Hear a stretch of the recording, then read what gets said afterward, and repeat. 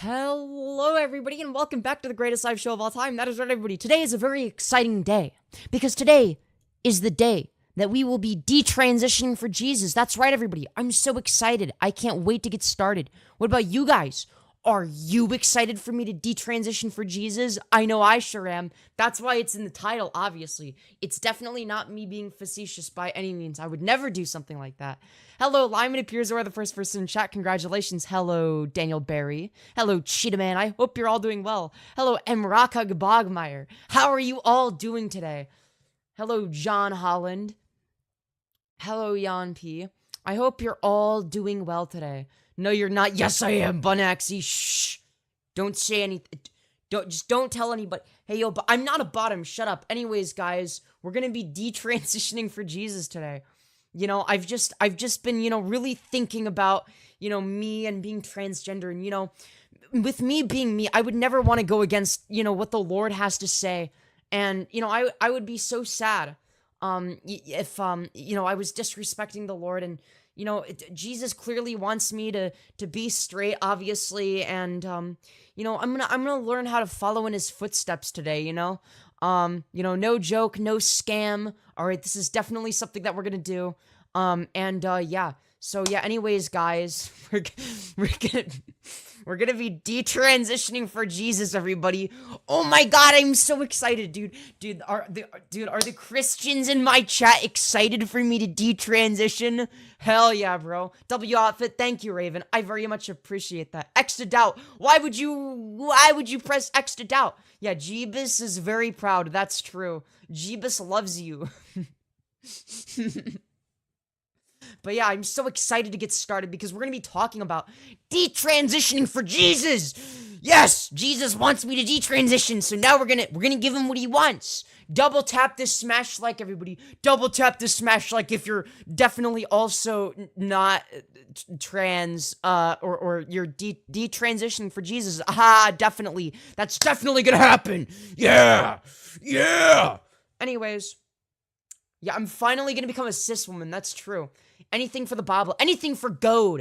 Anything for the son of God, known as Camden Gerard Davis. I'm so excited.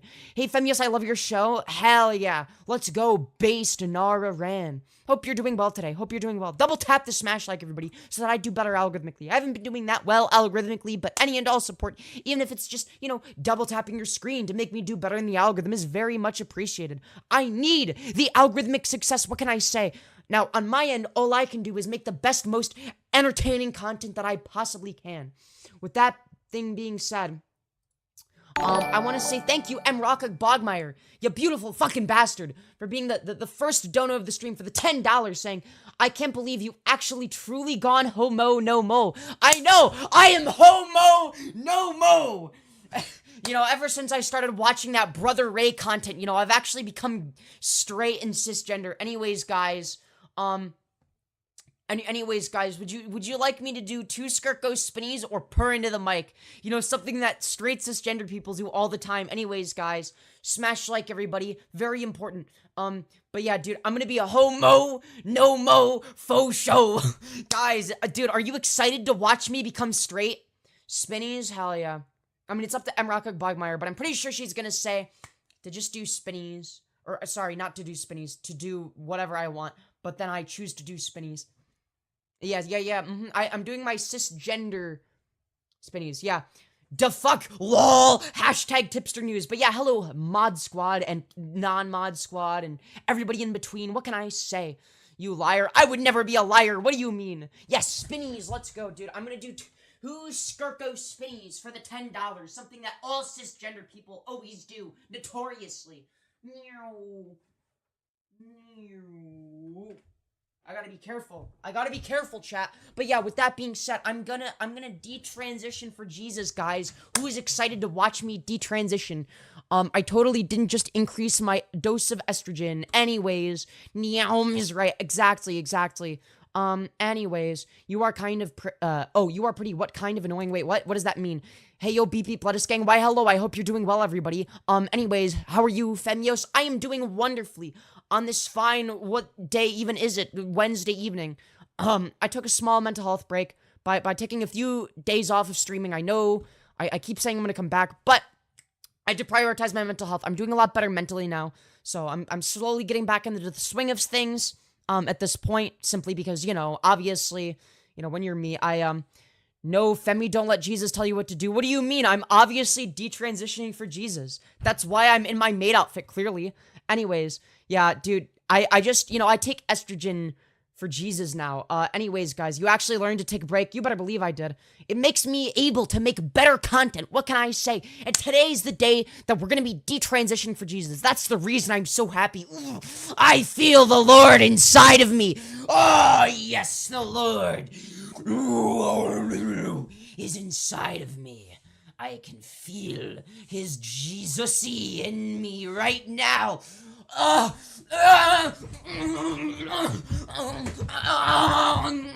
Oh my god, dude. That was, dude, the Jesus-y. It's the Jesus-y. The Lord is coming inside of me. I'm detransitioning for Jesus. But anyways, with that being said, we're gonna be detransitioning for Jesus, guys. I'm so excited. Yeah, dude, it's the femtonol got to me. That's so true. But yeah, anyways, guys, we're gonna be watching some epic content. But yeah, why estrogen? Why not testosterone? What do you mean? But you're too hot though. This is true. This is true. But yeah, the title is definitely not satire. And yeah, dude, I got a rush. Dude, I got high off of estrogen. That's so true. But yeah, anyways, guys. Yeah, I'm back on crack. That's so true. That's so true. No, I have not been having too many uppers, okay? Don't you worry. I'm just back at it again with another banger live stream. Yeah, Lil Fenty, that's so true. But, anyways, guys, you know, before I officially detransition into a cis woman, I'm actually gonna be watching a video, a few videos, truly. The first one being trans regret. Jesus appears to trans person. Hashtag detransition. Sorry, what is this? FTMTF. Hashtag transgender. Oh boy, I'm so excited. I spent 8 years in the trans community, 3.5 of which I was on hormones. Then I stopped at my friend's house and we smoked weed and she starts talking about Jesus. And I'm like, you know, I don't believe in Jesus. Imagine talking to this person about Jesus when you could talk to them about getting a better haircut instead. What can I say? Then she starts doing dishes and I'm sitting there, I'm really high. And Dude, that's such a woman moment, doing the see the dishes. silhouette figure come to the left peripheral vision of me. Yeah, that's called having schizophrenia. If you're seeing things or hearing things, that's not normal. That's not supposed to happen. That's not a good thing. And I'm sitting there, I'm literally like, I'm just way too high. She's done started talking about this. Now I'm seeing stuff. Well, one of the things that you're not seeing is a good barber, clearly. Because Jesus Christ, what the fuck is that haircut? And she turns around and she just turns pale. And she's just like, do you see him too? And I was like, I got to go. Got to go. There was a shaking inside my stomach. Like, I cannot explain it. Then I spent the next... Yeah, this is definitely a real experience. It definitely had nothing to do with the drugs that they were on. Like, are you sure it was just weed?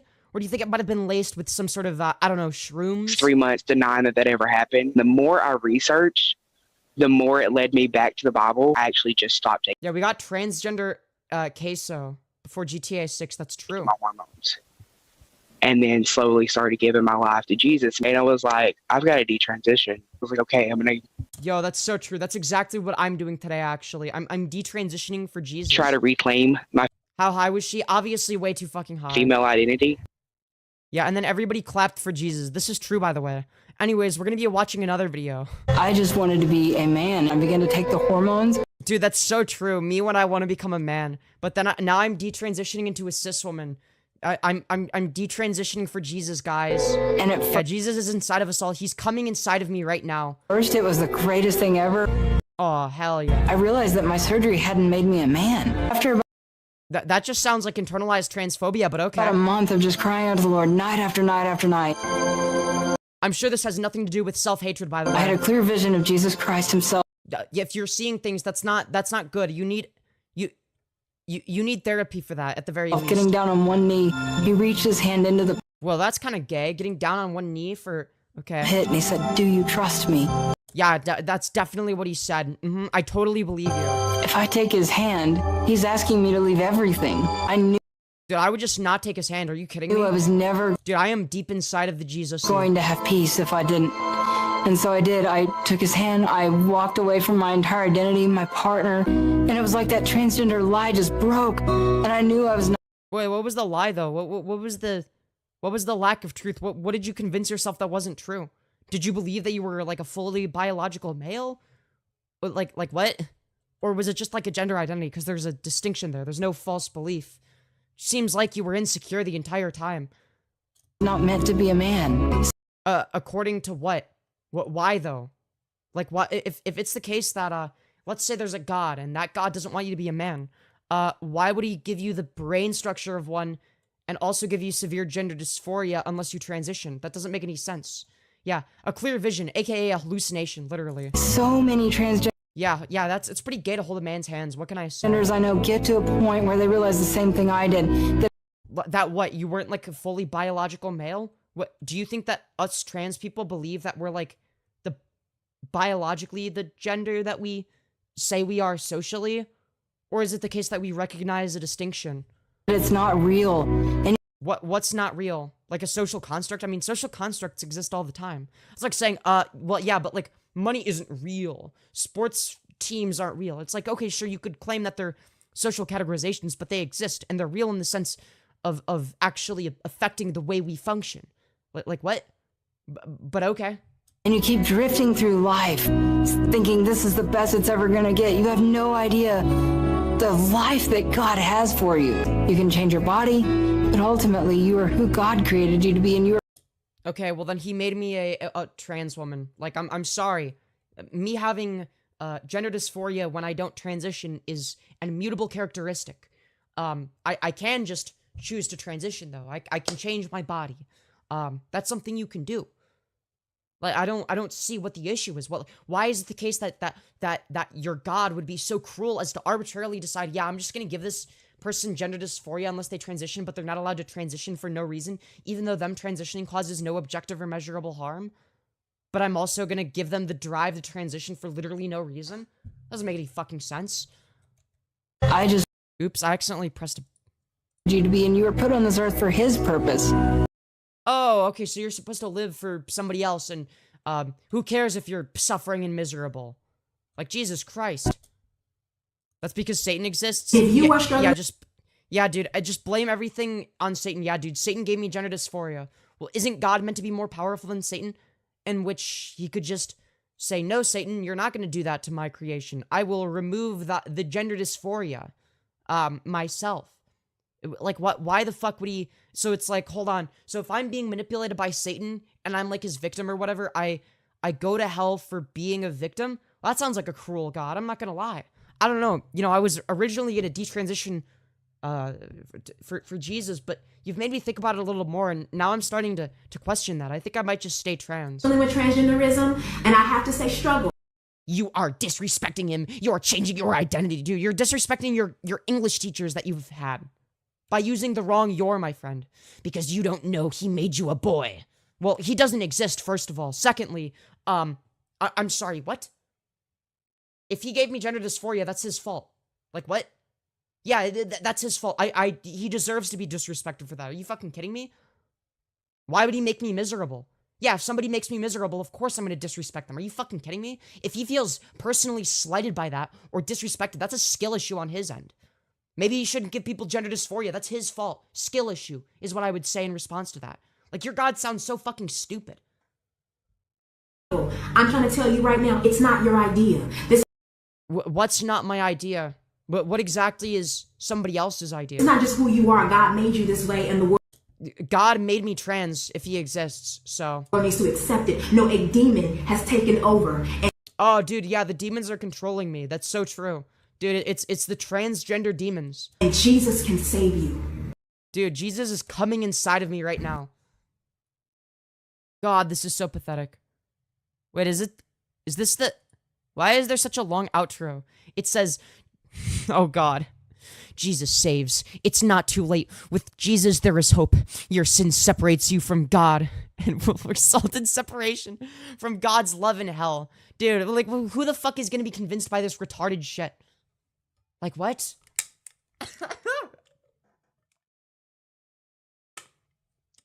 So it's like, let me get this straight.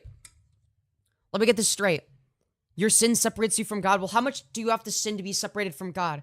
Because isn't it the case that according to the Bible, everybody sins? So like, where's the threshold? It's like, okay, like you're allowed to do like 7,000 sins, but once you reach 7,001 sins, it's like, actually, I don't know, man. That's too much. Also, thank you, Batau Crafter, for the $10. You beautiful fucking bastard, saying, welcome back, Cutios. Why, thank you. And hello, would you like me to do 2 Skirt Go Spinnies or purr into the mic? It's up to you. Jesus was a crossdresser? True. Anyways. Like, I totally understand. I wish I was a weak female, but I'm not going to kill myself nor make others feel uncomfortable by spreading hate. Wait, what? It's a mental illness. If the reason you transition is to not cause yourself bodily harm, why wouldn't you love yourself? I'm sorry, what? You want me to be miserable? Like, why would I do the thing that makes me miserable when I could just prevent it? What? As a POC, I wish I was you. There's no such thing as racial dysphoria, idiot. You're retarded. Like, what? Racial dysphoria isn't a thing. 2 spinnies? Alright. Will do. Will do.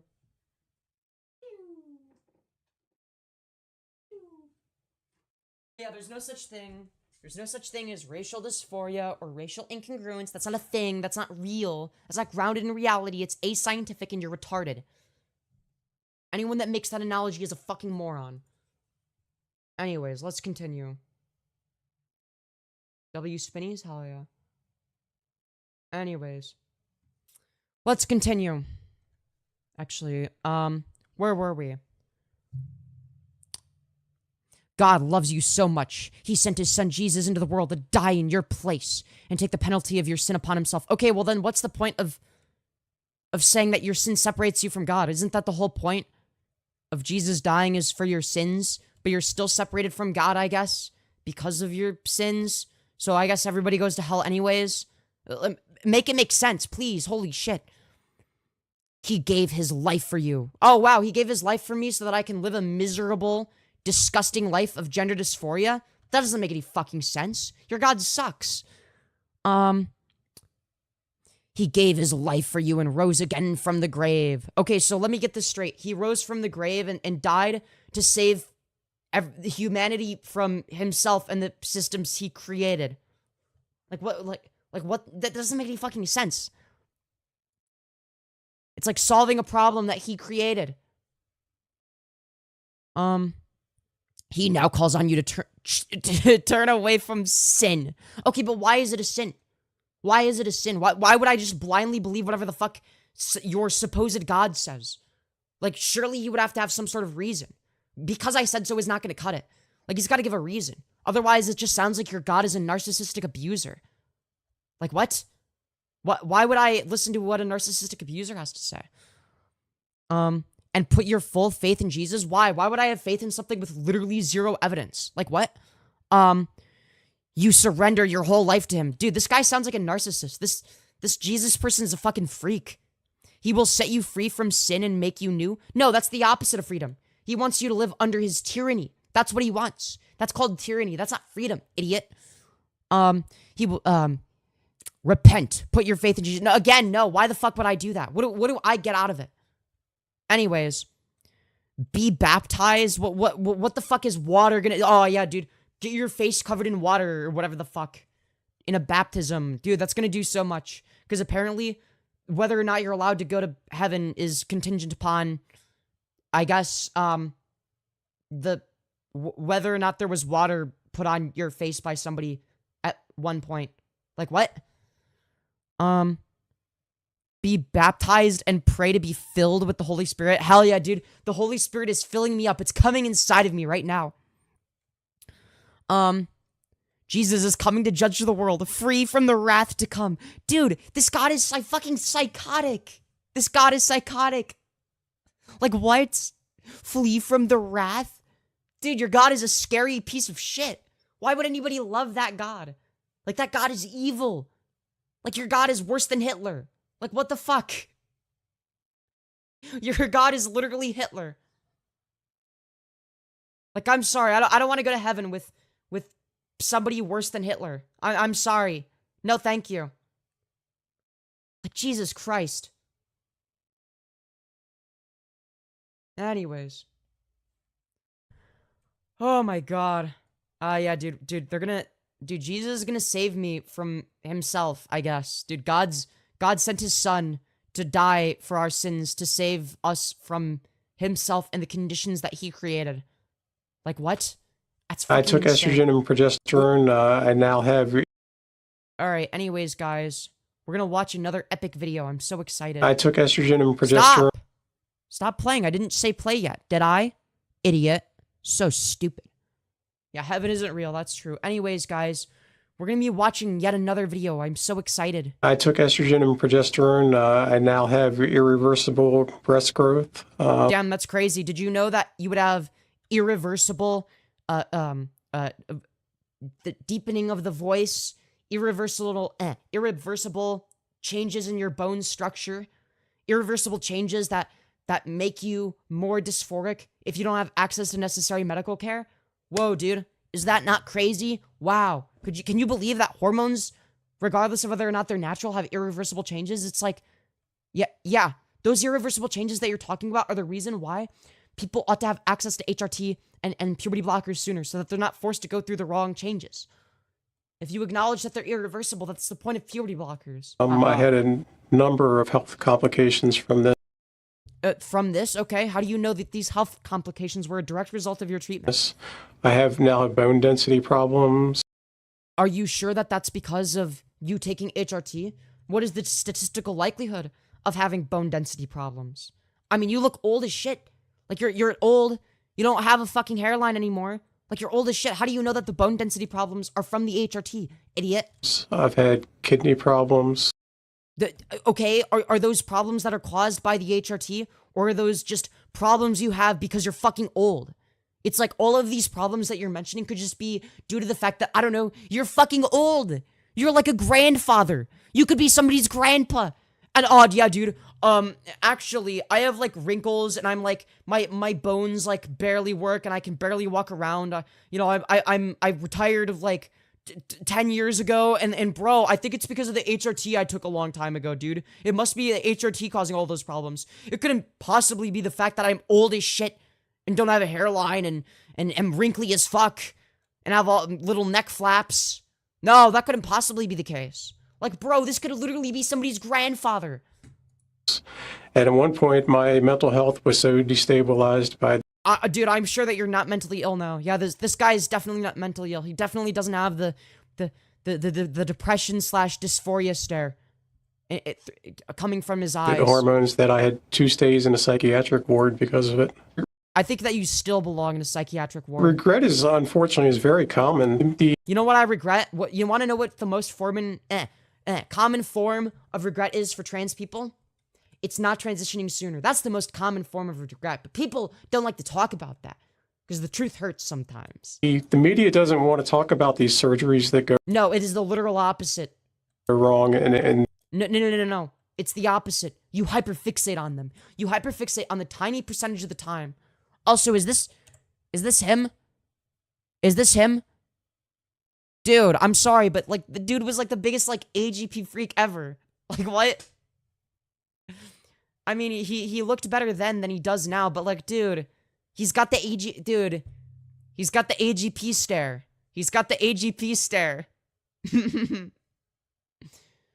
I'm a 44-year-old transgender woman. I so regret not transitioning sooner. Exactly. But conservative media outlets don't like to talk about people that don't regret, or sorry, that regret not transitioning sooner. They don't like to talk about all of the people that don't regret it, which is most people, where they only regret not transitioning sooner because of how much transitioning has done for them. Like, what? I'm so happy that you're streaming dealing with so much dysphoria and self-hate today. I'm so sorry to hear that, and I hope that you feel better. Yeah, me too. I regret not transitioning sooner. Exactly. But conservative media outlets don't like to talk about that. They don't like to talk about us, you know, the majority of the trans community, where we regret not transitioning sooner because we were forced to go through the irreversible changes of our natural puberty that made us suicidal.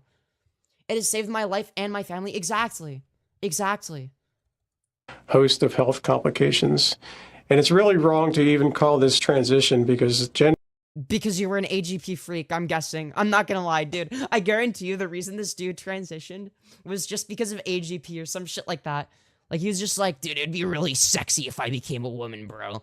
Bro, that's definitely him. Bro, he was definitely, like, completely sexually attracted to himself as a woman. Like, the dude was just in it for AGP. I guarantee it. I guarantee it. gender identity is essentially, it's legal fiction. You know, Dude, he's coping so hard. Like as if him being an AGP freak is my fault or like my problem. Like I should have to suffer the consequences of him making a wrong decision. Also, why do his boobs make like a triangle? Why is it just like one like tiny like wait. It looks like a small like pull or something. Why are his titties so saggy? Wait, why are his titties so saggy? Wait, he has the saggiest titties ever. No wonder why he wasn't happy. Dude, he's giving cross-dresser vibes.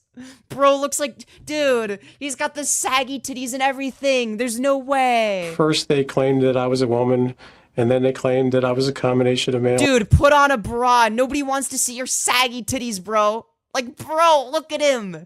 Look at his fucking saggy-ass titties. Bro, he's totally AGP. He's totally AGP. He's not wearing a bra. It's so obvious he's not wearing a bra. He's just got his saggy ass titties out. What the fuck?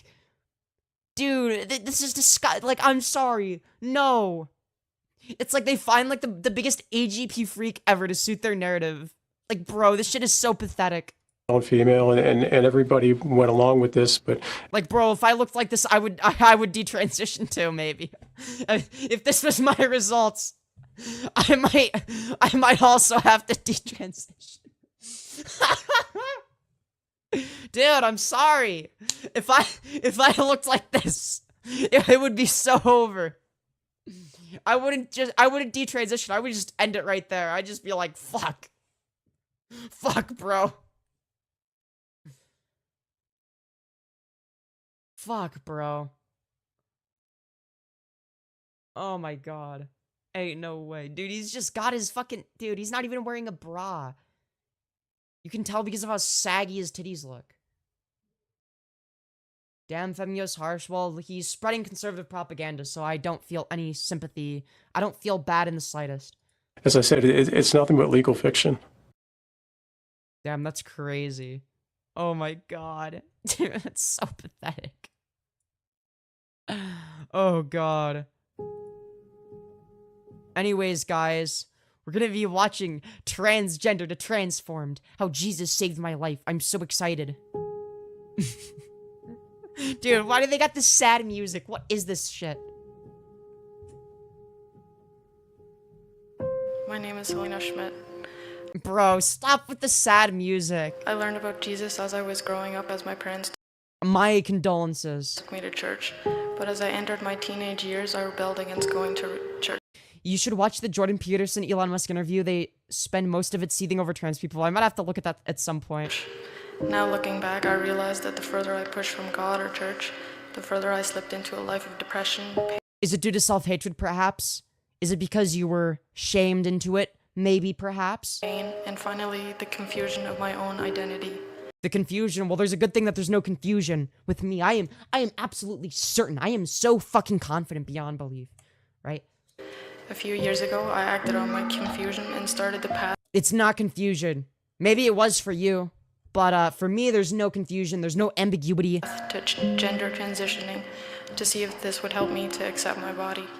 I found out how easy it is to do this. All I needed to start the procedure was a 10-minute Zoom meeting with a doctor, Were you 18? one blood test, a health card, and my signature. As a grown adult, as an 18-year-old, yeah. Yeah. If you're an adult, yes, that's how it works. Yeah, that's the informed consent model. If you're 18 or older, you should be able to do whatever the fuck you want with your body.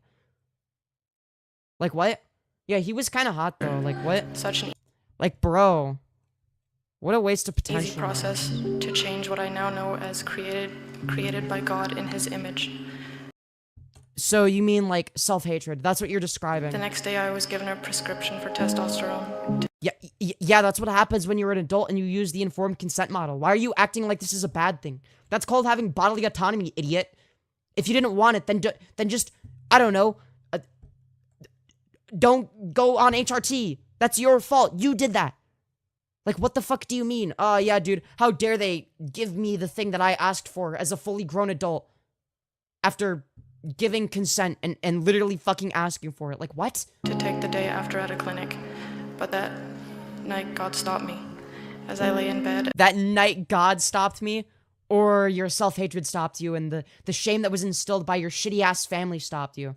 Dude, I hope that he one day realizes that he's just gonna be miserable if he, you know, whatever, allows shame to control him and dictate his life. A fear overtook me and I heard a warning. Yeah, it's like, dude, he's literally like, I shouldn't be allowed to make decisions for my body as a grown adult. That's literally his position. Like, this is so fucking pathetic, bro. Me, I have created you in my image, male and female. You are female. I canceled all my God, this is so pathetic. This is so fucking pathetic, appointments bro. the next day, and then continued to fall into a complete loss of identity. I didn't know where to turn. Yeah, maybe the reason that you were miserable is because you were denying your own very existence. Maybe if it was the case that you would just done the right thing for yourself and just, I don't know, do whatever the fuck makes you the happiest, do whatever the fuck you want with your body, because it causes no objective or measurable harm, you wouldn't be fucking spiraling. But no, you decide to be weak-willed and let shame get the best of you. And just believe whatever you're told. Oh, what's that? Your shitty abusive family members told you that you shouldn't be transgender or gay. Well, better listen to them because God is gonna fucking send you to hell. It's like, I don't know. Should I like be disgusted by them and their stupidity or feel bad for them? I'm more inclined to feel bad for them, but at the same time, it's like who lives there? Like, I'm sorry, like who chooses to live miserably? It's like this. It's just like the idea of living like that just disgusts me. But unlike her, I'm willing to respect other people's life decisions as long as they don't push them onto other people. But I didn't even want to share with anyone how depressed I had become. So instead, you're most likely still depressed. I'm not gonna lie. I attempted to take my own life, but even in Damn, that's crazy. I wonder if it was due to gender dysphoria. this, I could not succeed. Dude, she sounds really happy right now. Yeah, Jesus saved her life. Now she's so happy. That's why she sounds like she's about to burst into fucking tears, bro. God had his hand on me even as I No, he didn't. God isn't real. sped down the road and into a Yeah, they're literally just using God as an excuse to hide their feelings. bridge. Yeah, I'm sorry, but if you try to drive off of a fucking bridge, you're not well. Like, I'm sorry, but God's not gonna save you from that. You got fucking lucky, but that's due to how the laws of physics work. Okay, God doesn't defy the laws of physics. That's how it works. There are no instances in which that's been measured. It's like, yeah, but the car crash that I induced on myself didn't come. Well, maybe you just didn't have a very good suicide plan. Okay, maybe that's why. All right, when I planned my own thing out, I never followed through with it. But if I did, I wouldn't be here right now. The reason being because, well, I just had a really elaborate fucking plan. That's what it boils down to. If you have an elaborate plan, you're more likely to succeed. That's how it works. At 90 kilometers an hour.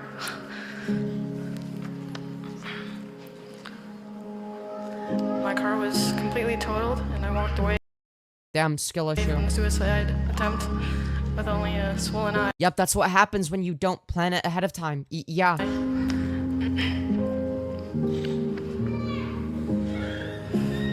God is real? Do you have any evidence of that? Do you have like any like facts that can demonstrate that? Is it something you can test, demonstrate, prove? Why is God keeping me here? Was a question I asked myself over and over again. Yeah, so the fact of the matter is that you've been shamed out of being open about who you are and your own identity. And it's the fact that actually, that's not God, that's just shame that's been instilled in you by your abusive family. Still, I turned my back against God again. No, what you originally did was turn your back against your abusive family members. But you have Stockholm Syndrome. That's what it is. That's what it is. It's called Stockholm Syndrome. I feel bad for this person. I hope that they realize that this is not a way to live. Living a life of lies and repression is not a good way to live your life. And continued. It's her right. I'll respect her pronouns if she wants to say, well, I'm a woman because Jesus. Okay. Well, I think it's a stupid reason, but I'll respect that. I would expect her to do the same for me. Be like, well, maybe I don't agree with the whole trans thing, but I'll respect you. Right? But at the same time, it's like Jesus fucking Christ, I feel bad for her. Like, Just listening to the abusive people around you that want you to repress yourself and your identity. Like, it's fucking evil. My life of sin and rebellion. This is what happened to JD Vance. This is true. This is true. This is the JD Vance villain backstory. Pursuing my lesbian relationships and doing as I pleased. Yeah, what's wrong with that? What's wrong with being a lesbian? What's wrong with that? Like, what's the objective and measurable harm? Is it bad because you say so? Is it bad because people around you have told you that it's bad? Knowing that I was deliberately walking away from God. No, what you were walking away from was the abusive pieces of shit that told you that you're not allowed to be yourself. That's what you were walking away from. And there's a deep-seated fear and sense of self-hatred that you still have. That's what happens when you grow up in an abusive household, right? Those things carry over. That's called trauma, right? That's trauma. That's religious trauma. That's family trauma, right? That's not God.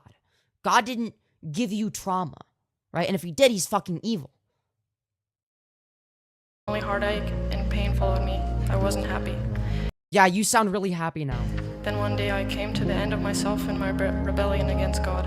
I needed someone. Your rebellion against what? The fascist dictator that actually doesn't exist, but if he did would be fucking evil? To save me from myself. And so even though I had not prayed in many years, I heard a small voice inside me say, okay, if you're hearing voices inside of your head, do you think that that's you and your own cognition or God? What do you think is the more likely explanation? What is easier to measure? Give it all to Jesus, only he can help. Help with what? What is he going to help you with? It's not going to make your gender dysphoria go away. You're not going to be happy. This time, when my mom sent me a sermon to listen to. Like, she does not sound happy at all. She sounds so sad and defeated. Like, this is not the voice of somebody that's happy. This is not the voice of somebody that genuinely experiences some sort of internal reward for making the right decision or whatever. This is a very depressed person who has made a decision because other people told them to. Who thinks that there's no other choice and is choosing to live a life of repression and misery because she believes that she's going to go to hell and suffer for eternity if she doesn't. She looks dejected, exactly. I listened, and by the end of it, I was crying out to God to save me. He reached down and touched my heart. Like, this is literally abuser shit. Crying out to save you from what? The shit that he did, the thing that's his fault. Like, why the fuck would he make you with gender dysphoria? I wish you could see the before and after pictures on me. You can see the pain leave my face. Yeah, literally. It's the classic dysphoria stare. You can even see the dysphoria stare in this. I have decided to follow Jesus in this obviously fake smile. Yeah, okay. I feel bad.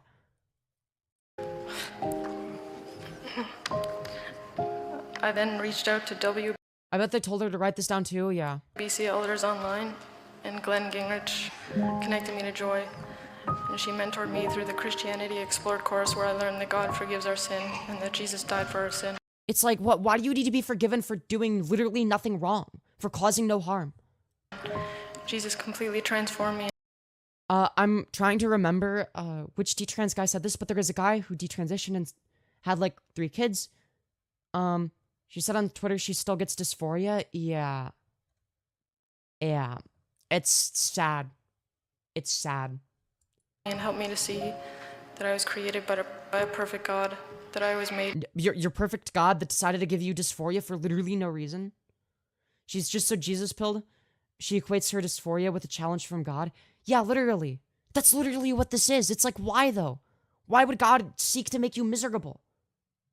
Yeah, exactly. This person caused no harm. Like, why feel bad about it? Poor person. Poor person. Just the way he wanted me to be. Today, But why did he want you to be miserable? Your God sucks for wanting you to be miserable. To live a miserable life of repression and dysphoria. I stand before you, changed in an amazing way. Money can make a person say anything for a camera, lol. No, that's not what this is. This is not somebody grifting. That's not what she's doing here. She's not a grifter pretending to be trans, right? You can hear in her voice. She sounds like she's being genuine. But she sounds like an abuse victim. That's what she sounds like. She has the cadence of an abuse victim. Of somebody that just sounds really dejected. And sad. And weak and defeated. She should realize she was taken advantage of for money and TV and move on living her life. Oh yeah, she was absolutely taken advantage of. Abso-fucking-lutely. Probably religious abuse. Oh, almost certainly. It's certainly a religious abuse. And most likely family abuse as well. Verses that I keep close to me are Philippians chapter 1 verse 6. He who began a good work in you will carry it on to the completion until the day of Christ Jesus. And Galatians chapter 2 verse... It's like how Jesus saved my life, and it's just like, she sounds so fucking sad after converting to Jesus, or Christianity, and finding Jesus. It's like, is this the life that people want me to live? People really want me to be miserable like this person? No, thank you. I don't want to live a life of repression and self-hate and misery like this person is. The lady standing over her shoulder scares me. Yeah, Sam. Yeah, whoever that lady is, over like standing behind her is a fucking disgusting, vile, creepy-ass bitch. Verse 20, I have been crucified with Christ, and it is no longer I who live, but Christ who lives in me. And the... Bro, she's literally dissociating. Wait, she's literally dissociating. It is no longer I who live, but Christ who lives with him. She's literally trying to dissociate right now. That's not healthy. She's literally trying to dissociate because of how bad it is. Like, this is so bad. Hello, Coin Collector C. The life that I now live in the flesh, I live by faith in the Son of God who loved me and gave himself up for me. The next couple of weeks, I am planning to do the Christianity Explored course again and inviting friends. Yeah, she sounds so excited. To learn all about the good. You can tell she's nervous. Yeah, she's nervous, sad, dejected. This is what religion does to people. This is what religious trauma does to people. News of Jesus Christ together. Jesus gave his life for me, so now I will be living my life for him. It's like, dude, this is so sad.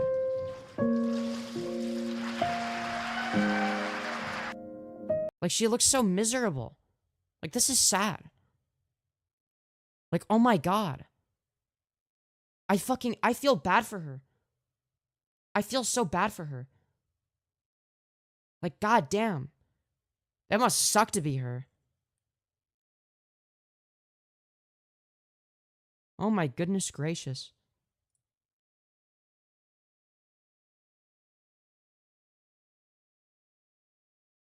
Who wants to watch a video called From Trans Man to Transformed by Christ by Allie Beth Stuckey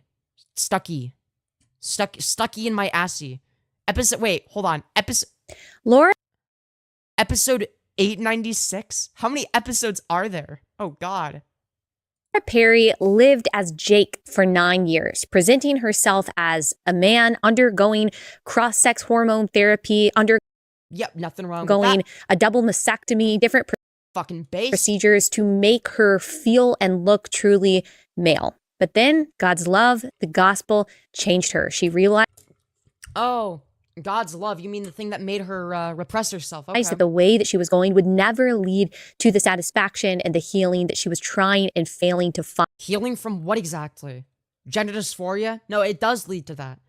find in this change of identity. And her story is absolutely incredible. She will walk I'm sure it's incredible. I'm sure it's not a fucking either a grift fest or just somebody being a repressive freak. us through Or somebody that I feel bad for because of how repressive they are. the timeline of 100 likes. Thank you for 100 likes, everybody. Keep double tapping your screen, everybody. Very important. Double tap the smash like if you haven't already. It's the easiest way to support the channel. how and why she went through this process, attempting to go through this transition. There's so many Maybe it's because somebody was trying to maximize their own human happiness to the detriment of literally nobody. spiritual and practical lessons to be The chair is saying slurs again? Oh, damn. learned in this. This is going to be a 2-part conversation you Oh, wow. As if one part of this retarded conversation isn't won't enough. want to miss either Oh, I won't want to miss part. So today is part 1 of my conversation with Laura Perry. This episode is brought to you by our friends at Good Ranchers. Don't care. Time to join. Well, now I'm a women's minister with First Stone Oh, wow. Wait, this person looks familiar. Ministries, but which that's kind of funny because I lived as transgender for almost 9 years. Had no plan to ever be in women's ministry, or I had so much anger and bitterness towards women, and so Towards women? That sounds like a skill issue. So you were misogynistic? Damn, skill issue. L. Boo-hoo. to tell a little bit of my journey, when I was one of those kids that grew up in the church. We were at church every time the door was open, kind of the all-American That sucks, honestly. I would hate to be raised like that. family. Yeah. In fact, people have since I'm glad that when I wanted to leave church, my parents were like, okay, Go for it. told us that they thought our family didn't have any problems. We had the sort of perfect image. But, and I sometimes I'll tell a little bit of my mom's story just to tell my story because God kind of wove our stories together. No, he fucking didn't. This is a lie. She had so much of her own brokenness that I didn't understand at the time, but she grew up in a Yeah, it sounds like you grew up in a broken household, and that's why you're fucking repressive as shit and miserable. very legalistic church. And as a result, she really didn't understand the peace and the grace of the Holy Spirit and Womp womp. how to live in his presence, how to let the Lord work in her. And so she had a lot of religion, but really didn't understand a relationship with Christ. And as a result, she was always stressed out and burned out. Yeah, dude. I'm sure it had everything to do with, the reason she was miserable is she just wasn't praying hard enough, bro. That's so true. Wait, I accidentally pressed, oh my God. God damn it. Why do we keep pressing the wrong button? As a result, she really didn't understand the peace and the grace of the Holy Spirit and how to live in his presence, how to let the Lord work in her. And so she had a lot of religion, but really didn't understand a relationship with Christ. And as a result, she was always just pray harder, stressed bro. out and burned out. Just always wanted me to go away. Just leave me alone. Just get off me. Leave me alone for 5 minutes. When But you were little. Yeah, when I was felt really, like a really burden. little. Yeah, and I was very hyperactive. I had, she said I would have been diagnosed ADHD, but she didn't want me on the Ritalin. But, as a result, I just began. God. Yes, just don't deal with any medical issues. Just ignore them. Wow, I wonder why this person turned out to be a delusional to freak. interpret that as mom didn't love me. I didn't understand how stressed she was. Or maybe your mom just didn't love you. I'm sorry. That's a fact. Your mom didn't love you. I'm sorry. How much she was trying Welcome back, to Vlog. hold together. All the Yeah, she just wasn't praying hard enough. responsibilities of being Maybe if you pray harder, your dysphoria will go away too. Notoriously something that works well. Just pray the gay away. Just pray the gay and trans away. It works every time, notoriously. That's why conversion therapy is really effective. an adult. I didn't understand that as a kid. I was also born a little later in life. She had a lot of health problems. It was getting You must also have health problems considering the state of your double chin. Siblings? Yes, I had 2 older siblings, but they were quite a bit older. So I was born much later in life. And, some of the health problems, like she had fibromyalgia so bad that Skill issue. she couldn't stand for the sheets to touch her Why didn't she just pray the fibromyalgia away? She just had to pray harder? at night. So she didn't want to be touched at all. Dude, if she just found Jesus, it would have worked. I mean, what's that? You want to do medical intervention? Well, that goes against God's perfect design. And my love language was physical touch. And Oh, boo-hoo. And my dad was very affectionate with me, but my mom really was just not able. And Are you sure your father was in the house? but I began to look at the relationship she had with my brother, and she treated him very differently. Well, he was very quiet and very obedient. I was not. Was it your middle Yeah, brother? Okay. Yeah, it's always about obedience. It's always about follow the authoritarian Yeah, rule. so I had an older sister, and then my brother, and then I was born about 6 years later.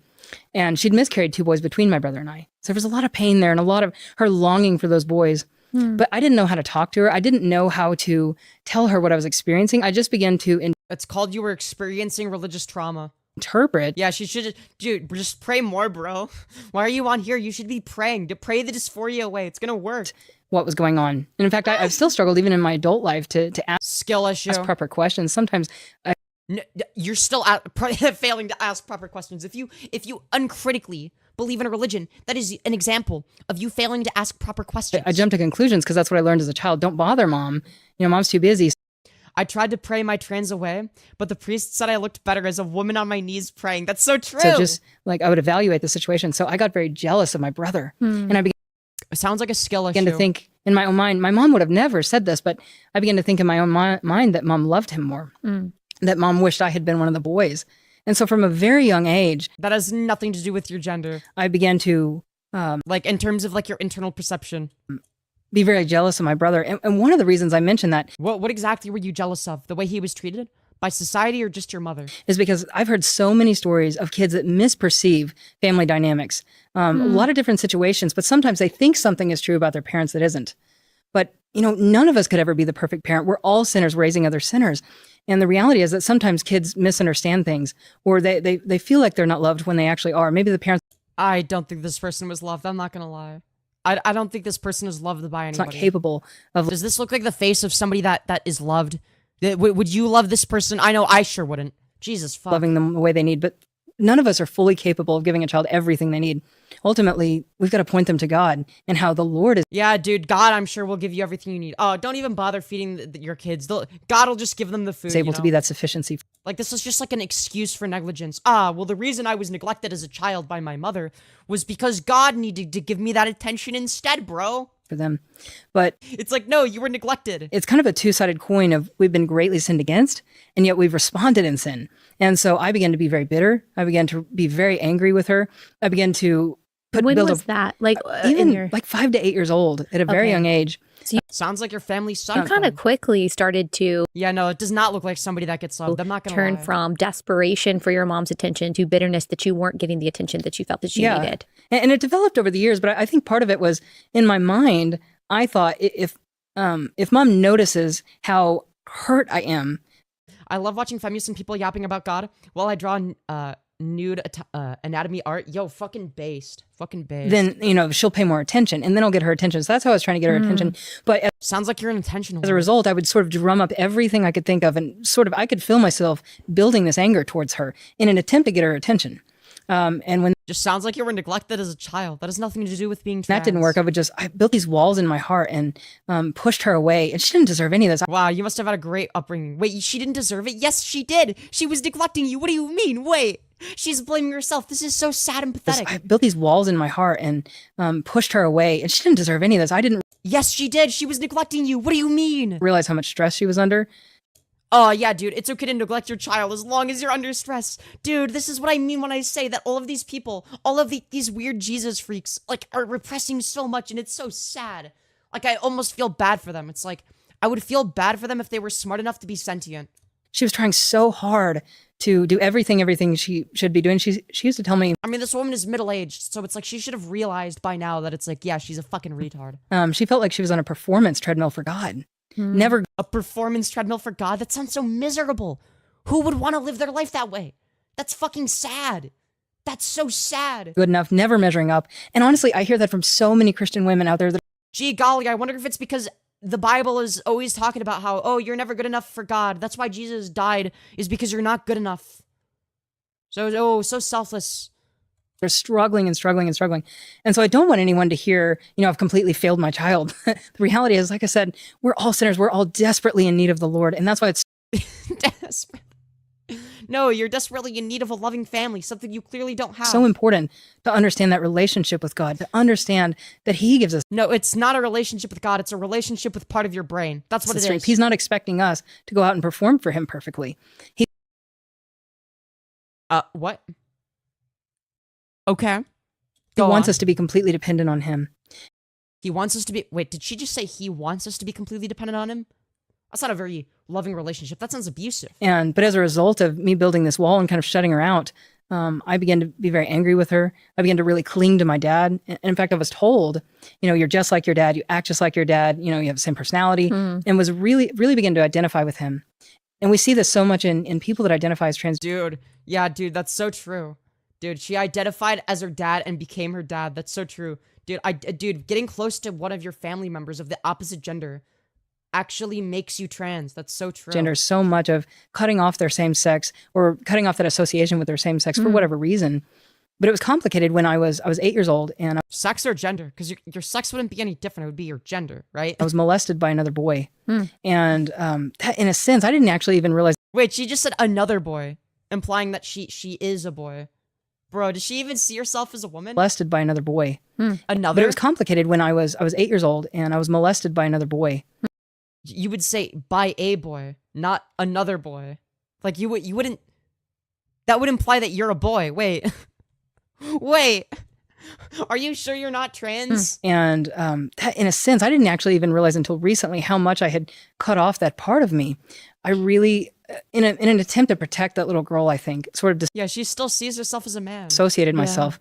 I began to tell myself stories about me being a boy. I felt like boys had the power, like I was helpless At and about taken 8 advantage years of. old. Yeah. Okay, but what does that have to do with internal perception in relation to gender? Are you talking about gender roles? That's not necessarily gender identity. And can you tell us a little bit about Yeah, maybe it's a second molester. more about that Dude, the molesters made her trans. experience? Was this a boy that was your age? Was it your Also, if it's the case that being molested makes you gay or trans and then you go to hell for it, like, that sounds like a God problem. That sounds like your God sucks. It's like, oh, you got molested and turned out differently, like, and now you're going to hell. It's like, dude, what a shitty God. Like, your God sucks. Like, God, the ultimate victim blamer. brother's friend, or how did that happen? Yeah, it was my friend's brother. I was 8 years old, and he was only a year older than me. Yeah, such a forgiving God. And the hard thing was, it took me many years to even talk about this. I actually didn't even tell my parents until I was 33. Wow. And in fact, the first time I told my mom, she didn't even know what I was saying, I think, because it was so painful. It's like she didn't even comprehend. Boo-hoo. So she thought I hadn't told her for another several years. But your life is so sad. You need Jesus. You will believe when your eyes are close in death. And it's too late. And then it's too late. That sounds really forgiving. Wow, your God is so forgiving. So you let me get this straight. I'll believe when it's too late, and then I won't be forgiven because it was too late, and suffer for an infinite amount of time because of how I lived my finite life, trying to minimize harm based on the evidence that I was provided. Your God sucks, bro. Find a better God, please, or just become an atheist. He was only a year older than me, and because it was sort of this sexual play, it awakened that desire. And even at 8 years old, it was fun. It felt good. And at the same time, it feels very violating and it feels very wrong. I was so How much you want to bet that this bitch has a rape kink? ashamed. I knew this was not good. But at the same time, your body responds to it and it feels good. And so I came back to him later and I said, hey, that was a lot of fun. Do you want to do that again? Something like No way, this is real. Nah, bro. Nah. Dude. Yeah, W consensual rape. Dude, no way. Dude, she totally has a rape kink. Nah, bro. She has a rape kink. She's like thinking about getting violated again. She's like, and then he violated me. Oh my God. It felt so good. It felt so good. Dude, what the fuck? What the fuck? like that. And you didn't really know Right. what you were doing. Right. You kind of, and I don't know like what his role or what he was saying or trying to I'm sorry. This is not a real person. convince you that it was okay, but you just knew, ooh, that kind of felt Yeah. good. I'm just going to do it again. You really didn't know the depth of, sex Right. or sexual interactions or things like that. But part of you did know that there was something wrong with it because you felt shame and you didn't tell your parents, right? Wait, you felt ashamed of getting raped? And didn't tell? Okay, so let me get this straight. You felt ashamed of getting raped, but you wanted to get raped again, and you also blame yourself for it. Like, what the fuck? This is the worst mindset you could possibly have. Right. Yeah. And just that, the Bible says that God has written his law in our hearts. And I think even in that, I didn't know why that was wrong. Why? What was wrong? Being raped? You didn't... If you're getting raped, you didn't do anything wrong. That's not your fault. Like, these people are the ultimate victim blamers. It's like, oh, what's that? You got raped. Well, it must be because you were sinning too hard and didn't pray hard enough. Knew that it was. And, but I didn't know anything about sex. I was very sheltered, very protected until that day. It's like, what's crazy is blaming yourself for getting raped. Also, yeah, that is a direct result of being overly sheltered. This is what happens when you don't get things like sex ed. And it robbed me of my innocence. But also, when I went back to him, he flipped out and he said, we cannot ever do that again, and totally rejected me, wanted nothing to do with me. And he said, Bro, she got rejected by the person that raped her. God damn, that's so sad. Yeah, you got raped, pray harder. God. Oh my God, it's so hard. I want to feel bad for her, but it's like, Jesus, fuck. She's doing everything in her power to make it impossible. besides that's Like, she's so stupid that it's like genuinely so difficult. how girls get pregnant. And, it was He's like 9 years yeah. old saying this. Yeah. So Wow. clearly somebody had, I think at least, I mean, I haven't talked to him since, but I think that somebody had to have molested him or given him graphic information of some Right. kind. Ugh. And so, but I remember even at 8 years old, I remember thinking, boys have all the power. I'm just good to be used, I felt so thrown away and discarded. I remember feeling dirty. And how does an 8-year-old even process all of that? Yeah. That's true. Did you know that it's actually bad when 8-year-olds get raped? And You didn't feel like you could go to your mom. right. Yeah. Maybe because, yeah, your mom sucks. Yeah. And so I just began to hide and had all these secret desires. And over the years, I began to engage in sexual Secret desires, you know what that sounds like? It sounds like you were forced to repress yourself due to your upbringing. And now you're still miserable, I guarantee it. play with other kids and just begin to live this double life. If you feel the need to live a double life, that probably means that your upbringing was fucked up. Getting angry with mom, getting angry at God because of, I didn't like being a girl. I was jealous of my brother. And now I'm even more jealous of boys because I feel like they have all the power. I felt like I had no value as a girl. And because I spent all Well, it is true that you have no value as a girl, but it's because you're promoting right-wing propaganda. my time with my dad and my brother, I didn't fit in well with the girls at school. So it's like, how do you, Okay, that has nothing to do with gender identity though. Yeah, the reason I transitioned is because like I didn't fit in, bro, and I was jealous of people. Like, what a retarded reason to transition. Like, no fucking wonder why you ended up like this. Like, holy shit, worst judgment I've ever heard. you know, when I would go to school and these girls would, She's jealous of boys because she wants to be one. I don't know. I don't know. Either this person never had any real gender incongruence, and just has really shitty judgment, which is skill issue. Like, sorry, you having a low IQ is not my problem. That shouldn't negatively affect me. Or she's genuinely trans and she's just repressing herself, and trying to spread her misery onto everybody else. make fun of me or make me feel like I didn't Yeah, it's like, I felt dirty. You should too, like God said. Yeah, literally. It's like, do I feel bad for this person or do I hate this person? I genuinely don't know. belong. I was called Yeah, it's like, I didn't fit in, so I joined a minority to make myself feel even more alienated. Exactly. tomboy a lot, which some girls I knew I wasn't a girl and thought I was MP for a while, but it felt kind of wrong. If you get that, then I suddenly went, oh, I'm a man. Yeah, no, I know what you mean. don't mind that Yeah, female Lord Farquaad. label. But to me, even though I wanted to be a boy, I knew that I wasn't. And so there was a part Oh, so you did want to be a boy. On what basis, on what grounds did you want to be a boy? of me that desperately Why is she smiling? I don't wanted know. to fit in. I knew I was supposed to be like the girls, but I didn't know how. And Supposed to according to what standard? you know, I tried to fake it at times, but I'm like, this is just not me. This is not who So yeah. Well, then there you go. I am. That's true. Dude, why is this show called Relatable? This is not relatable in the slightest. It's like, yeah, dude. All right. With Allie Beth Cucky. You guys have probably heard me talk about one of my favorite companies, one of my Shut the skincare. fuck up. Like, why do these people get sponsored? Also, why does this woman look less feminine than me? I'm literally transgender. She's like a cis woman. And she looks more masculine than me. What's going on here? The family-run Christian. Gaia, dude, we're more than 10 minutes in. And I have yet to find anything relatable. Your dad and your brother did, like, were you into sports, Yeah. like in what you wore and things like that? Like, did you look like a typical quote unquote tomboy and then you tried to look more feminine or act more feminine when you were around girls? Yeah, some of both. I mean, it really would cycle as I would try really hard to look like a girl, and then I would go through these very tomboy stages. And I was always, you know, kind of going back and forth, trying so hard to fit in because I'd never even heard the word transgender back then. That was not even a thing in culture. Yeah, but it was a thing. You just didn't know about it. And so I had never really even had that concept. I also used to try to fit in as a quote unquote guy. Guess what? It made me miserable. Guess what doesn't make me miserable? Being a girl. So I'm just gonna continue doing what makes me happy and causing no harm to the world. I just knew that I wished I'd been a boy, and I felt like a boy, but I didn't have the language for Yeah, I'm sorry, but if you're a cis woman, you don't wish you were a boy. that. Yeah. So I played with my brother's toys. I wore his clothes.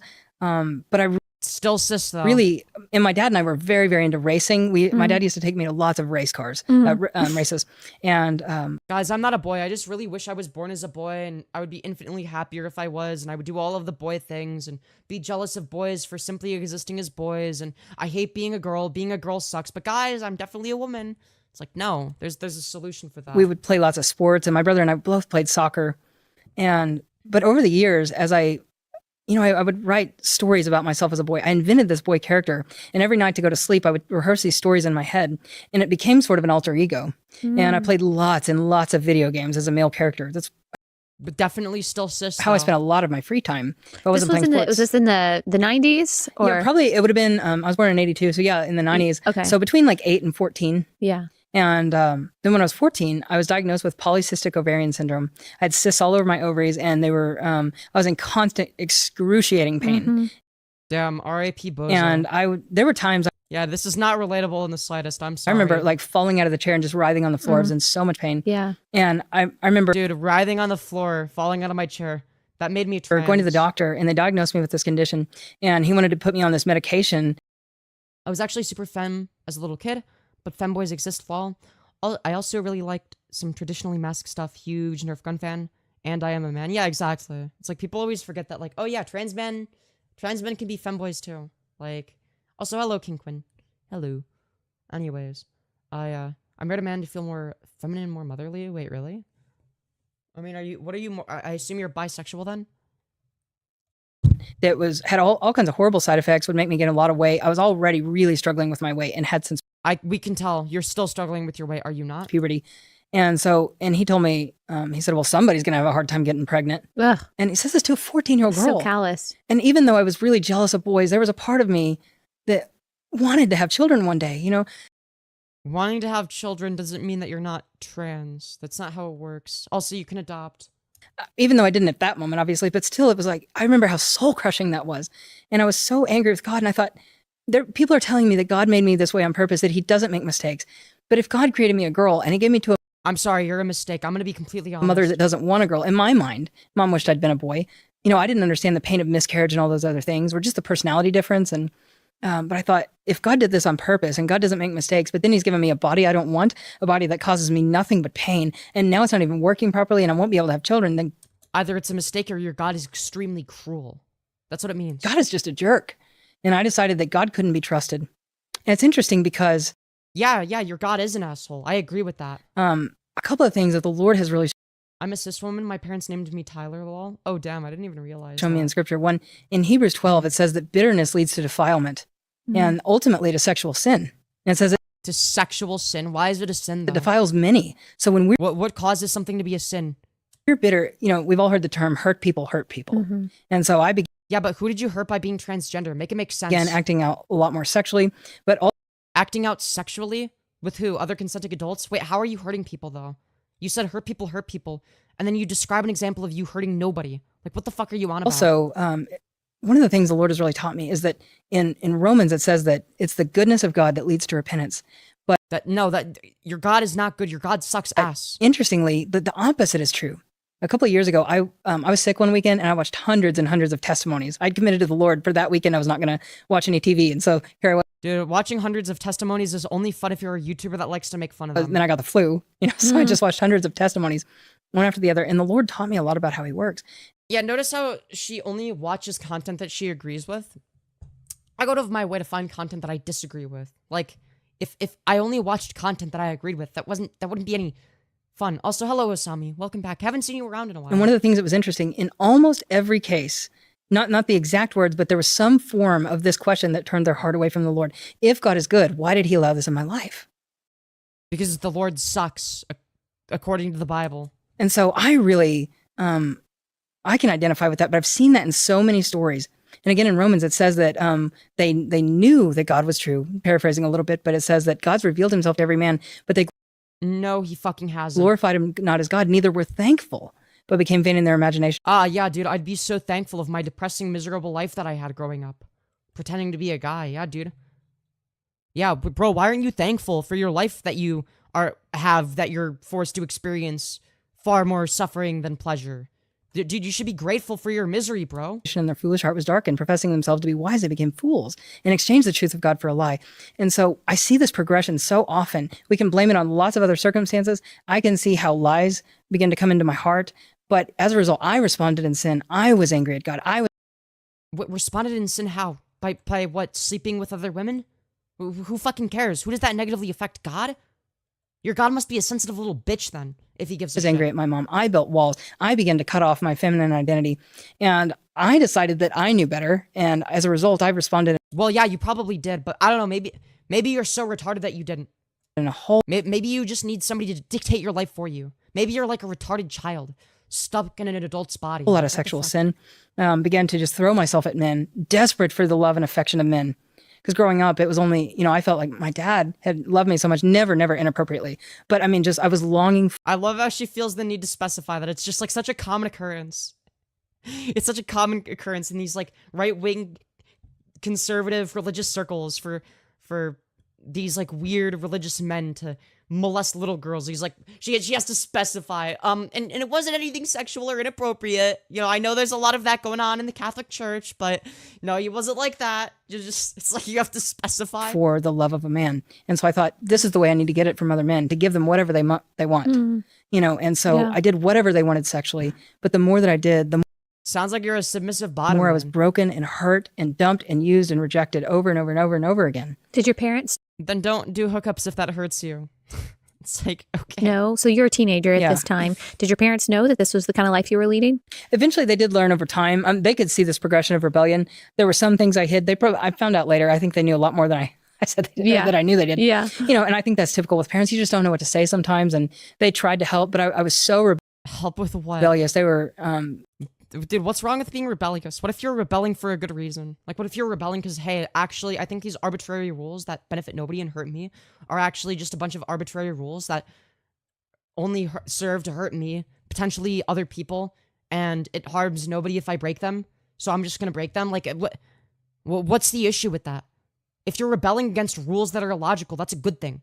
Like, if a rule is illogical and just exists for the sake of existing, and the reasoning behind it is because I said so, or because insert authority figure here said so, can you check DMs later? there was not a lot they could do. I was just completely out of control. And, but I was beginning to be very fractured in my soul. And I felt I was Souls aren't real. There's no evidence of always them. leaving these relationships feeling so broken. And then I'd be on to the next guy, hoping desperately that he'd want me. Yeah, we get it. Men don't want you. Women don't want you. You're unwanted. We know. We can tell just by looking at you. And eventually, I wouldn't want you either. they sent me to a group home. They were trying so hard to help me. And for a while at the group home, because I told the Lord I would never You must react to Bibble's edit. I already commented on it. Don't worry. I already commented. I already watched and commented on it. He hearted my comment. serve him again. Really was running away. Mostly it was that turning point really after the PCOS diagnosis, Yeah. or was it? Jesus told me to wear my sister's clothes. See, for me, Jesus actually told me to go buy some Femboy fits on Shein. Okay. Yeah, this was at about 16. Okay. I was angry and I'd been really hurt. And so my solution was God is not good. I didn't see how my own sin and the sin of Well, the solution wouldn't be that God isn't good. It's that he's not real, right? It's logically impossible for an all-loving God to be this vile, right? It's just not physically possible. Like, if he's all-loving and all-powerful, then he would not behave like this, right? That is a logical contradiction. of others had formed this. If there's no souls, how do automatic doors work, liberal? So true. God, it's not God I hate how they use religion as a weapon. Yeah, literally. that wasn't good. But I didn't understand that yet. Mm-hmm. And so as I began to really turn away from God, really began to embrace this lifestyle of sin, but I was at this group home Yeah, but why is it a lifestyle of sin? Who is being harmed by it? and they really put a lot of pressure on me to be a Christian. And it was like, Sounds like a shitty place to be then. I would just bully everybody there. I really began at one point to say, okay, I'm tired of living this rebellious lifestyle and all the partying and all that went along. Dude, fuck that shit. I'd be like, nah, fuck you. Your beliefs are wrong. I would just shit on them. I would make fun of them. I'd roast the shit with out it, of them. but I really didn't know the Lord. And I was trying, just like my mom, I was trying so hard in my own strength and my own flesh to be a Christian for a couple of years, but it didn't last long. And and it's like I went back into such a horrific lifestyle. Yeah, but why was it horrific? You describe it as if it's a bad thing. Like, what were you doing? Oh, no, you slept around with other consenting adults. Boo-hoo. Who fucking cares, bro? And went deep into a pornography addiction. And eventually, Skill issue. Honestly, skill issue. Yeah, if you're addicted to something, yeah, that's bad. That's a problem with addiction, not porn in of it itself. was so bad that I started meeting men for one-night stands all over the state, trying Bruh, who cares? If you want to do one-night stands, as long as you're having safe sex, what's the issue? so hard, even for a moment, to feel fulfilled. Still a teenager? No, at this point, I was in college. Okay, Sorry. you were in. I'm sorry, but if you're looking for hookups for fulfillment, then yeah, you're not gonna get what you're looking for there. That's not a meaningful relationship. So yeah, obviously that's not gonna be fulfilling. college. So the Yeah. group home was when you were a teenager? It's almost like being a Christian, it doesn't come naturally. Yeah, I was about Okay. 17. Okay. And You are so cute, thank you. so then in college, the pornography addiction came and the one night stands. Yeah. And were you still totally presenting feminine at this point? I was at this point. I still had never heard the word transgender. Yeah. And so I really because this is 90s, early Yeah. 2000s when you were going to college. Yeah. Yeah, it was about 2003 when I went to college. Okay. And so I was trying so hard to fix this broken identity. And I was always hoping that a man would want me, that a man would love me. But when that, and there were times Let me guess, nobody wants you. that I pursued girls, I really didn't, I wasn't physically attracted to girls, but I Okay. Then yeah, you're straight then. Or I guess you're gay if you're a man. wanted a girlfriend because I wanted to solidify my identity as a man, but What? That has nothing to do with being a man. it didn't seem possible. I never had that What? concept. You can be a gay man. Gay men are something that exists, you know? That, like, what? Ah, yeah, dude. I wanted to become a man, so I started dating women even though I'm only attracted to men? What? Does she not realize that gay men exist, including gay trans men? Like, what? What is she on about?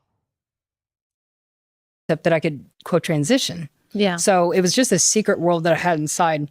But then I would as I was pursuing these relationships with these men, I finally, at one point, I ended up in a long-term relationship, which I was always hoping for. One man would finally want me, and it was a horrible relationship. He was a severe alcoholic. And so I thought, the reason this never works out, the reason I'm never happy is because no good men want you, because they find other people that are better than you, because you're worthless. Supposed to be the man. If I was the man, I know how to treat a woman. And okay. So you don't want to be the bottom in the relationship is what I'm hearing? And so I began to pursue that lifestyle. And I really I'd never heard the word, but I looked it up on Google, girl becoming a boy, just to see if anybody out there had ever Still cis though. heard this. And I was shocked when thousands of results came up. And that's when I went to a support group and I began to really pursue that. Dude. Every life diaper company, fragrances, all that. Bro, she's diaper maxing. That's so crazy. Yo, let's go. W diaper maxing. Hell yeah, dude. We're skipping that shit. Dude. she's getting sponsored by the diaper company. Dude, she's wearing diapers. Confirmed. College in Tulsa, Oklahoma. Okay. Just do a community college there. Yeah, you were in college, Yeah. and it was around what year did you start Yeah, diaper maxing W. really trying to pursue this, and you joined the support group? This was in 2007. Okay. Kind of sounds like she used queer women looking for long-term relationships to fill her emotional needs since no men wanted her. She sounds like such a sweet Christian. Yeah, true. And So 2007 in Oklahoma Like trying to use our community when she's not actually a part of it for her own benefit. still. Yeah. Looking for, then was it called transgender or was it called transsexual or what did you both terms were find? kind of being used. Okay. Transsexual had been used for many years. Yeah, let's go, dude. They're crinkle maxing. The language was just beginning to change. I was kind of at the tail end of what was called gender identity disorder at the time. It was a diagnosable mental disorder. We get it. You're an old person. We have gender incongruence now. Also, thank you MTY5 for the $10. You beautiful fucking bastard saying, I'd get my happiness from watching Femyoz chan. Hashtag notice me. I'm gay for the yos. Now say it for the spinny. All right. I'm a subby ratty bottom with a tiny dong there. I said the thing that you always make me say. And as for the spinnies, I will do 2 Skirt Go Spinnies just for you. And thank you, MTY5.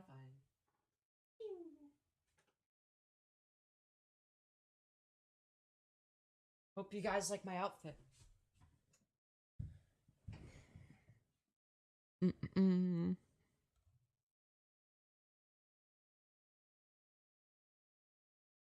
Now, of course, they've changed it to gender dysphoria, which It's gender incongruence, yeah. Did you know that the way we use language changes over time? is this term that it's like people are just unhappy with their body. Well, who's not unhappy with their body most of their life? And especially What? I'm happy with my body now. I mean, there's still improvements. I want it to be more femme, but I'm so happy with the direction it's headed. Like, are you kidding me? I love the direction my body is going as a result of the changes from HRT. at puberty, we have so many kids that are saying they're uncomfortable with their body and they're being told they're trans. And so anyway, as I began to pursue that lifestyle, and it seems That woman looks like a man. I'm gonna transvestigate her. Fucking based. Honestly, so based. real at first, and I was like, this is everything I've ever wanted. Dude, I don't think she should be in women's sports, dude. Her biological maleness is gonna make her destroy everybody. And as people begin to affirm me Obviously, it would have to be like women's sumo wrestling, because that's like the only thing she'd be good at. as a man, it eased that pain for a while. I didn't have all that pain of being a woman. And I thought, this feels so much better. This is who I really am. And, If it feels better, then it's probably the right decision. all the changes seem to be real at first. And you begin to get this mask. Were they a figment of your imagination? Well, the changes that do I imagine that I have boobs now? Oh yeah, dude. My imaginary boobs. An appearance. I began This person comes off as a grifter. Yeah. to be called Jake was the name that I went by. She's 100% talking out of her ass. And was that just random? You Well- just decided to go by that? It was one of the characters that I'd created Yeah, she's literally describing gender euphoria. for myself as a young child. And so that was a name I had called myself for many years, kind of secretly. But I also, one of the reasons I wanted a name that could not ever be mistaken as a girl's name. So I was trying to come up with a name that everybody would know this is not a girl. And, but as I began to grow facial hair, my voice began to get lower. And all these changes at first seem to be real, seem to be solving the problem. Yeah, that's called gender euphoria. But I was always aware that it was still fake. But it was like, well, What was fake? That sounds like brainworms. So it's like, dude, she's talking about brainworms that trans people experience due to insecurity, and she's just like, yeah, and I let the brainworms win. The brainworms won. That's not a good thing. That's not what you want. You don't want the brainworms to win. All right, my brainworms are losing because I'm strong. Okay, I'm a strong motherfucker. All right, I have a strong will to do what actually makes me happy. Well, it's going to be real one day because I can see these changes. One day this What exactly is going to be real? For me, it's already real because I'm not self-hating. is all going to be real. She transitioned into RFK because the brainworms took her. True. Yeah. But then over time, I kept thinking, when does this become real? When does the dysphoria When does what become real? go away? It gets like reduced over time. It might not completely go away, but for me, it's been mitigated a lot. Yeah. And after my chest surgery, I had a double mastectomy in 2009. Not that it matters. You have man titties now. And that was kind of the turning point because it was like, damn, I'm still fat. I still have man titties. What's going on? you know, this still didn't make Yeah, it doesn't go away. It improves over time. That's how it works. Like there's not like a me a man. And that was devastating for me. Yeah. What point does this become real? At what point does what become real? You being a man? If you identify as a man, it's already real, right?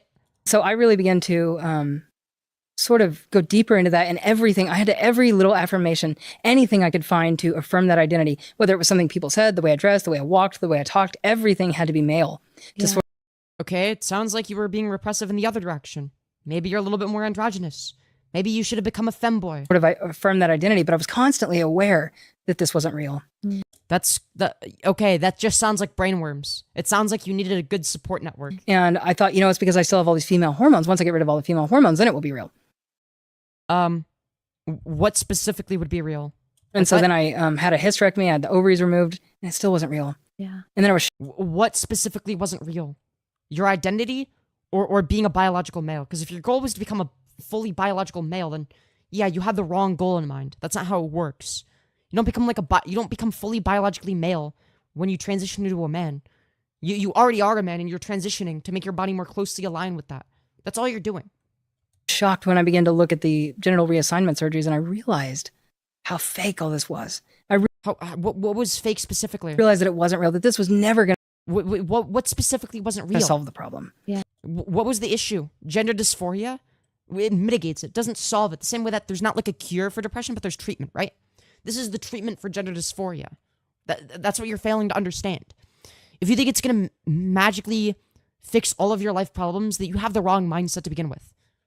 Like this is not like I never transitioned with the sole intention of actually it's going to solve all my life problems. If anything, it's done more good for me than I thought it would. For me, it was just going to be one small facet of my life. I wanted to go on HRT simply because I didn't want to masculinize. To me, that was a small facet of my life that was going to make me a little bit happier. And it's gone so much further and made me so much happier than that. And I'm really happy about that. But at the same time, it's like, even now, I still don't expect it to fix all my problems. It's like, whatever happens, happens. I'm happier now than I was before. That's what matters to me. I can compare what I look like now to what I used to look like. And it makes me so fucking happy to see how far I've come. To see how much more feminine I look. I don't expect it to solve all my life problems. Does that mean I have no depression ever? Does that mean I never have dysphoria? Of course not. Yeah, my mental health isn't perfect now, but it's certainly a lot better. It's certainly a lot better than it was before. Significantly better. This is beautiful. Thank you for sharing your story. Of course, of course. Just calling yourself a man doesn't make it so. Men don't have vaginas. Okay, so like if hypothetically I were to get bottom surgery, you would agree that I'm not a man then, right? And I realized that it was completely artificial. And on top of that, It gives you room to breathe to fix your problems. Yeah, exactly. Like I never had room to breathe to fix my other problems before. Like I have a lot of issues mentally that historically have been completely exacerbated. I can't pronounce that word. Jesus, exacerbate. You know what I mean, okay? By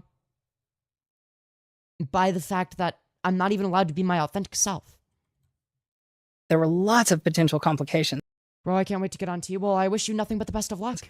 In fact, now, in recent years, I've heard of one girl that has had over 30 corrective surgeries. Yeah. I know of another girl that's in a wheelchair permanently. I know of girls that have had major urinary problems. Some have had tissue necrosis, where the tissue dies. This is just whataboutism. All kinds of other complications. Yeah. And on top of that, many lose sexual feeling permanently. Yeah, you mean like the potential side effects that any treatment or medication has? Is that what you're talking about? Yeah, surgery can be risky. Yeah, they tell you what the risks are beforehand. That's something that they do. We need to normalize therapy for trans people. Yeah. And sorry, can I want to back up a little bit. I want to back up to about 2007, because you said that you joined this community group and you started getting affirmation and you started going by the new name. And I'm guessing that is what started before you actually took steps to taking testosterone and things like that. So tell us a little bit about, though, that community of... This could just be some people too. Yeah, exactly. That was what I was saying, is that A, it's a small percentage of the people that transition, and B, they tell you what the potential side effects are. Like, yeah, oh, did you know that if you take this, like, oh, you might...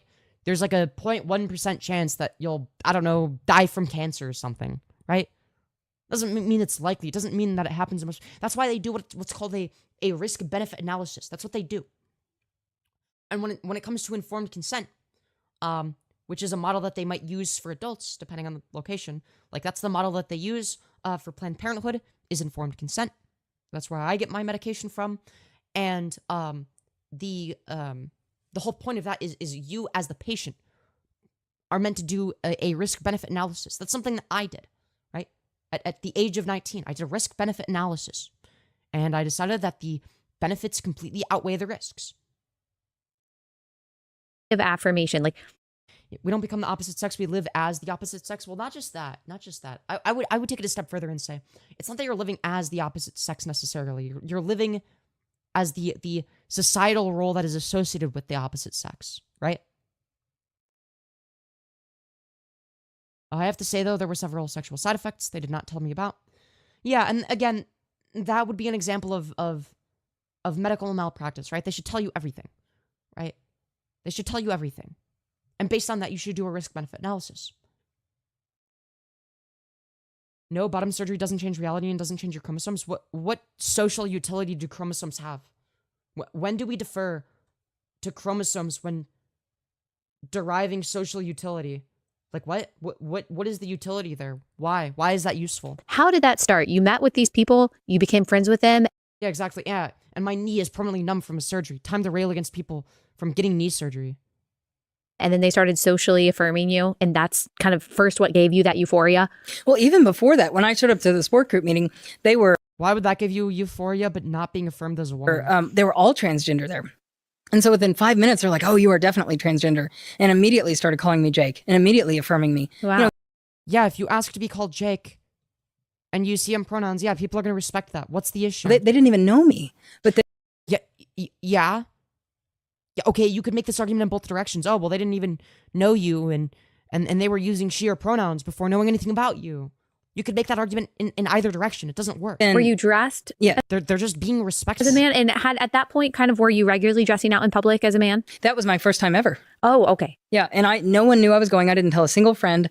I'd cut my hair real short. I showed up to this meeting dressed as much as I could. I didn't have any chest binders yet, but I wore real tight. Yeah, maybe they saw that you were trying to present as a man, and they're like, oh, that's probably a trans man, right? Based on how they're presenting. So we'll respect that. That's most likely what happened. Hoodie, kind of, and trying to look like a man. But yeah, within a very short time, they asked me to tell me about myself, and they said, oh, you are definitely trans. You know, and I said, I was worried that I would never look like a man because if that's your number one concern, then yeah, I'm going to say that you're probably trans. Still look very feminine. And they said, oh, don't worry about it. After a year or so of taking hormones, no one will ever know you were a girl. Wow. And that's what that's unless you tell them. I'd wanted to hear all my life. Like, this is the answer. This is everything I've been looking for. Yes, if you want to be a man, that's actually something you can do.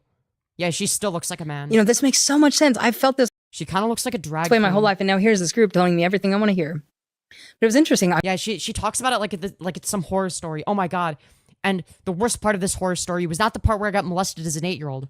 It was when they used my preferred pronouns, when I thought that I was trans. Like, oh shit, dude. Whoa, I feel so bad for I you. went to one of the requirements at the time. I had to go to a therapist. And I didn't have any interest in counseling at all. But this is one of the requirements per the WPATH standards, which is sort of the standards of care given to help trans people transition.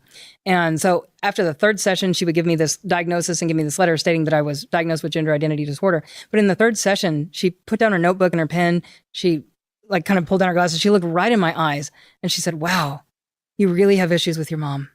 And I was stunned. It was like, whoa, wait a minute. How did we get from me talking about being a man to talking about my mother?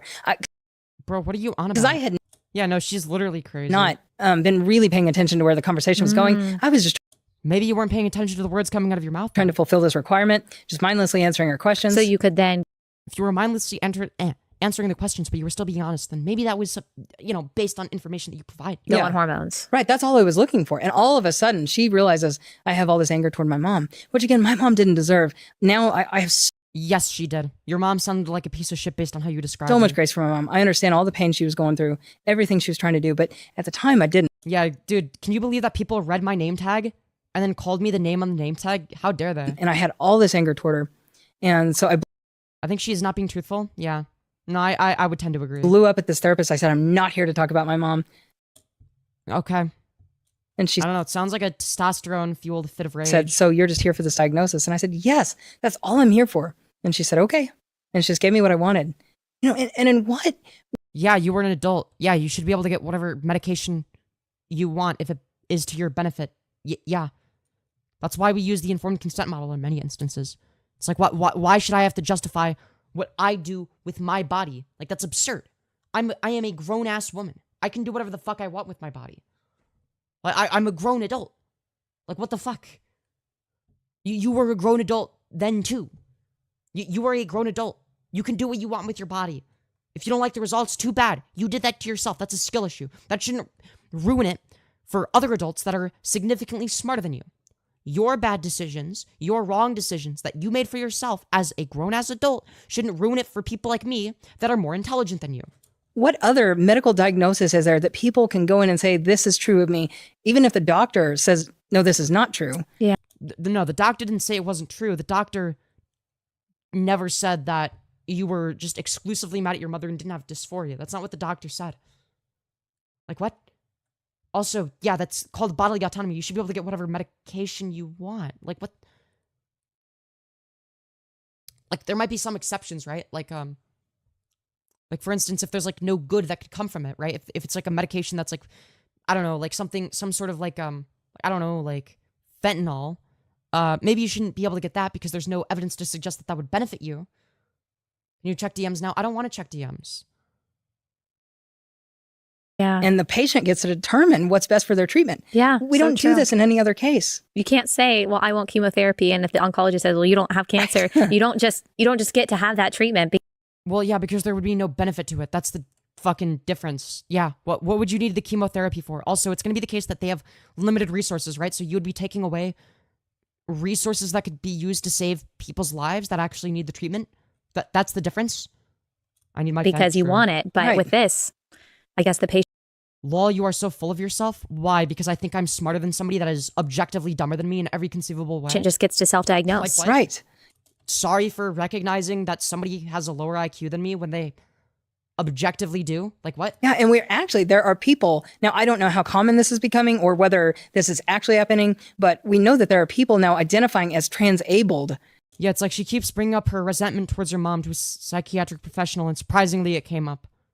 And somehow that has, in some way, invalidated her gender identity. Like, what the fuck is she talking about? Right. And I don't know, have you heard, are doctors actually performing these surgeries? Or I know that there's been a lot of talk about it. I'm not sure if they're actually performing the surgeries. There certainly are. I've talked to psychologists on this show of even, outside of the whole trans thing, that there are girls especially who see some kind of tick on TikTok and then they pick it up themselves. Dude, that's so true. TikTok made me And so they almost mimic the symptoms of Tourette's and they're convinced they have Tourette's or they're bipolar or multiple personality syndrome. Okay, if you see symptoms of some sort of disorder on TikTok and then you mimic all of the symptoms, or say for instance you look at medical documents and see, okay, well what do people use to get diagnosed? Like What do the doctors use to diagnose people? And you mimic all of the things that are used to diagnose, and then you lie to the doctors. That's not the doctor's fault. How are they meant to distinguish somebody that's faking an illness versus somebody that actually has an illness, right? You can't. So all you can do is go off of their word, right? And if they get the wrong treatment, then that's on them, right? That's on the person that lied. That's their fault for lying. That's on them. That's not the doctor's fault. That's not society's fault. That's their own fault because they chose to lie about that. When they really Yeah, it's like a grown woman making a misjudgment on what she should do with her body and then blaming the world over her stupidity. Exactly. don't. They've just observed it so much and they have internalized it and they have started kind of repeating what they're seeing on TikTok. But I have seen that. I have definitely seen that of men, it seems like, particularly pretending like they can't walk or something and then having a How often is this happening? Genuinely. Like, what are you on about? wheelchair, being blind. It's very, very strange. Yes, sometimes people on TikTok fake illnesses for attention. What about it? Like, you do realize that they're either I'm sorry, but if somebody fakes an illness, what does that have to do with being trans? Yeah.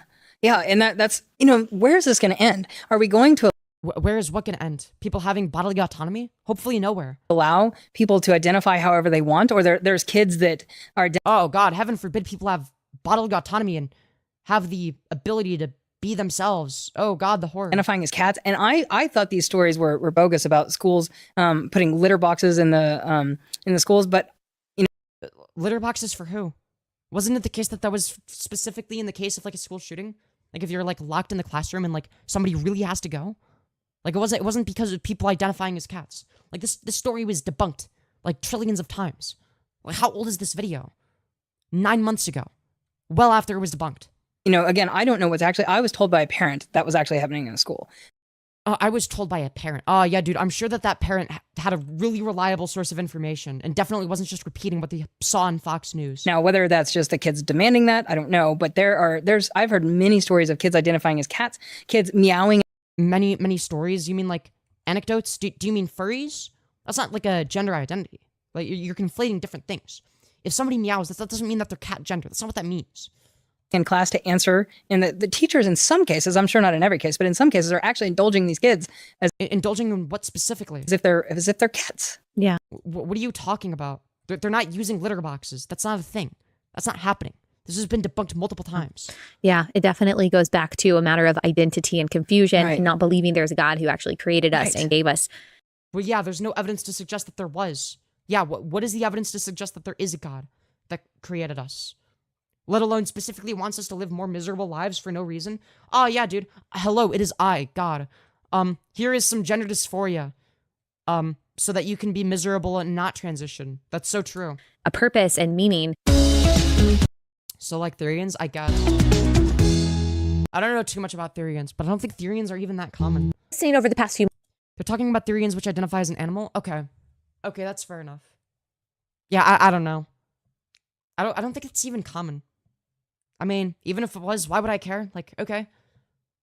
Like, when somebody identifies as an animal, quote unquote, what do you think they mean by that? Do you think that they literally think that there is no distinction between them and like an actual cat or like an actual dog or whatever the fuck they identify as, or a wolf, whatever it may be?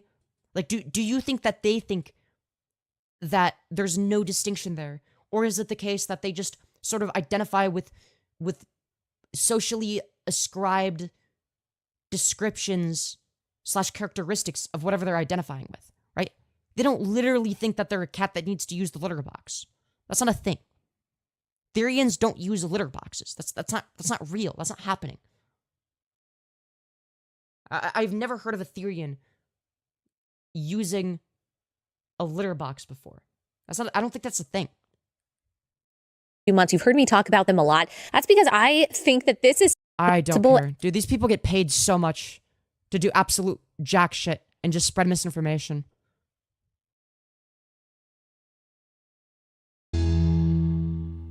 So you started taking, so you got from the psychologist or the psychologist she gave you, she said, okay, fine. There's no connection to God, and your kid acting like animals. Please don't try to beat any Satan out of your kid when they act like a kid and mimic animals. Yeah, literally. You have gender. As a Therian myself, we actually think we were the animal in a past life or have behavior similar to animal with coming from a cat Therian. Yeah, but that's different, right? That's different from what they think it is, right? They think that you literally think that you are currently physically an animal, right? Now, to think that you're an animal in a past life, that's just like a religious belief, in my opinion, right?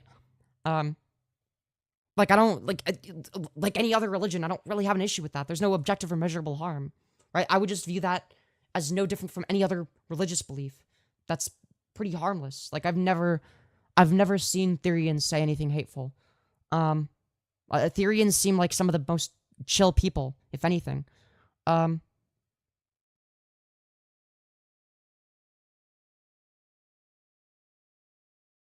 But yeah.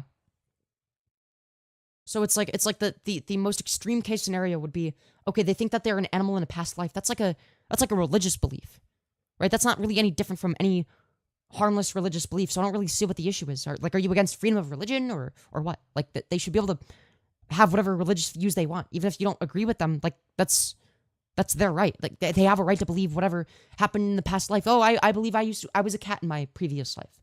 Like, what's the issue with that?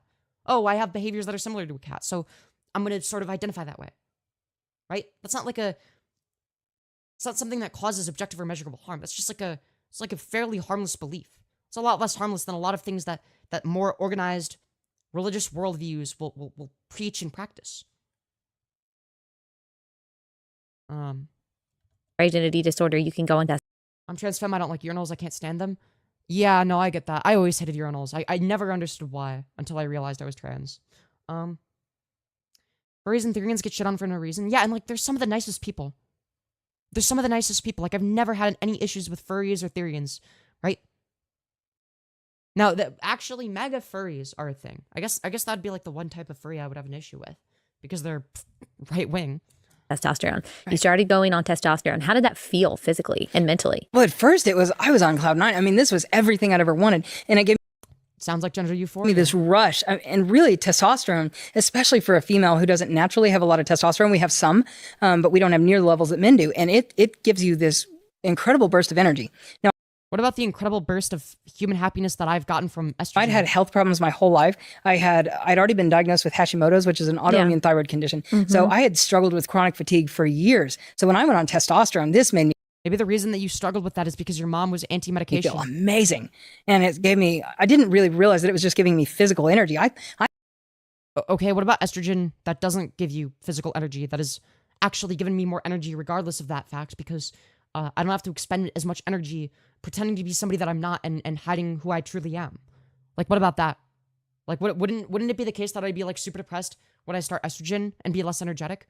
Why is it the case that I am more energetic now than I was before? Like, what? Why would I have the energy? Like, it doesn't make any fucking sense. I thought it's because this is the answer to all my problems. And well, then that's your first issue, is the fact that you thought it was an answer to all of your life problems, which it's not. It's objectively not, right? If you went into it thinking it was going to answer all of your life problems, then you were sadly mistaken, right? Your only goal in it should have been to make your life better than it was before, and to still address other issues you have. But having this weird dichotomy in your head of actually, it's either I do this and fix all of my life issues, or I don't fix all of my life issues. But that dichotomy doesn't exist. You're still going to have life issues. I still have issues in my life. It didn't magically make my autism go away. I still have executive functioning problems. I still have some depression. Hell, I even have some dysphoria still. But guess what? It's a lot better and more manageable than it used to be. Right? That should be the goal.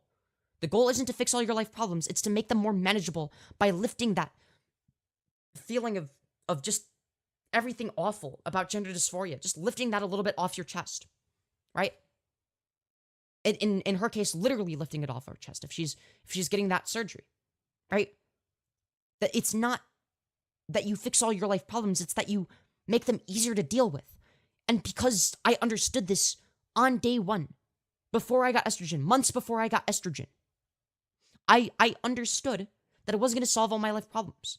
In fact, I just expected it to make me slightly happier. I didn't realize how much easier it would make me. It would make life for me, and managing my executive functioning problems and getting college stuff done.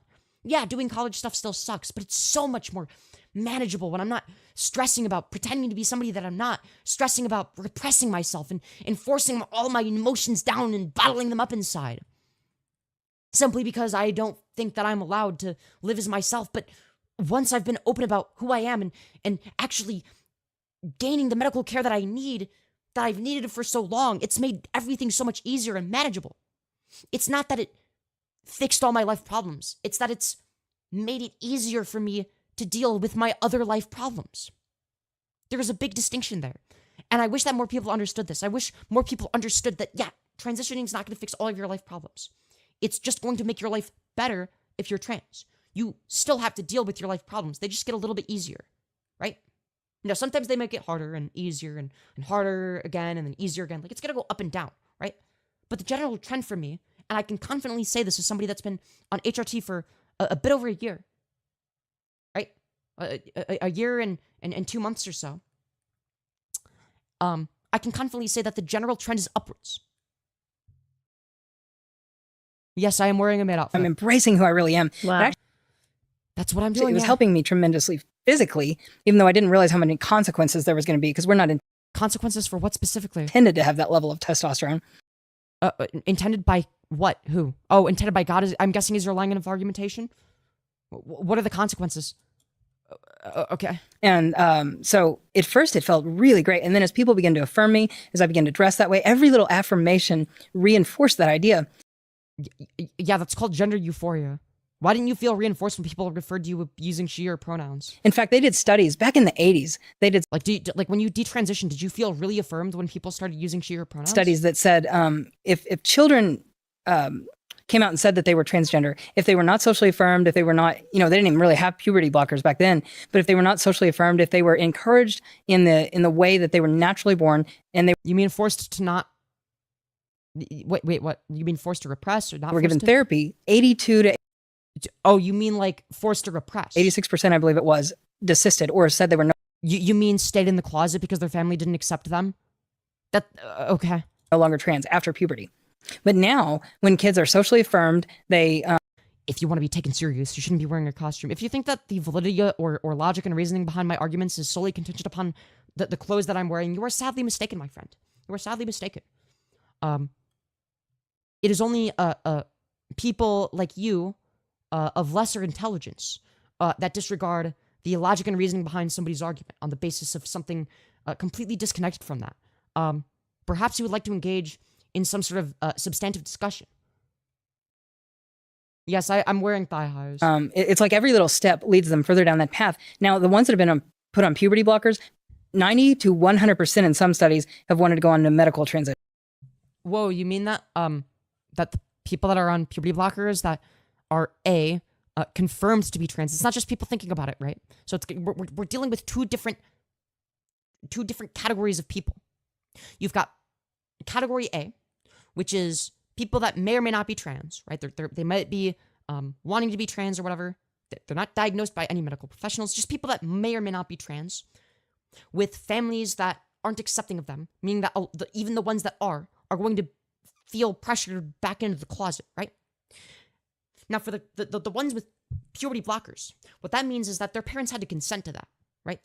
It's not just them going to the estrogen store and buying estrogen or doing the same thing with testosterone, right? That's not how it works, or puberty blockers, right? They have to get consent from a medical professional and their parents, right? That's how it works.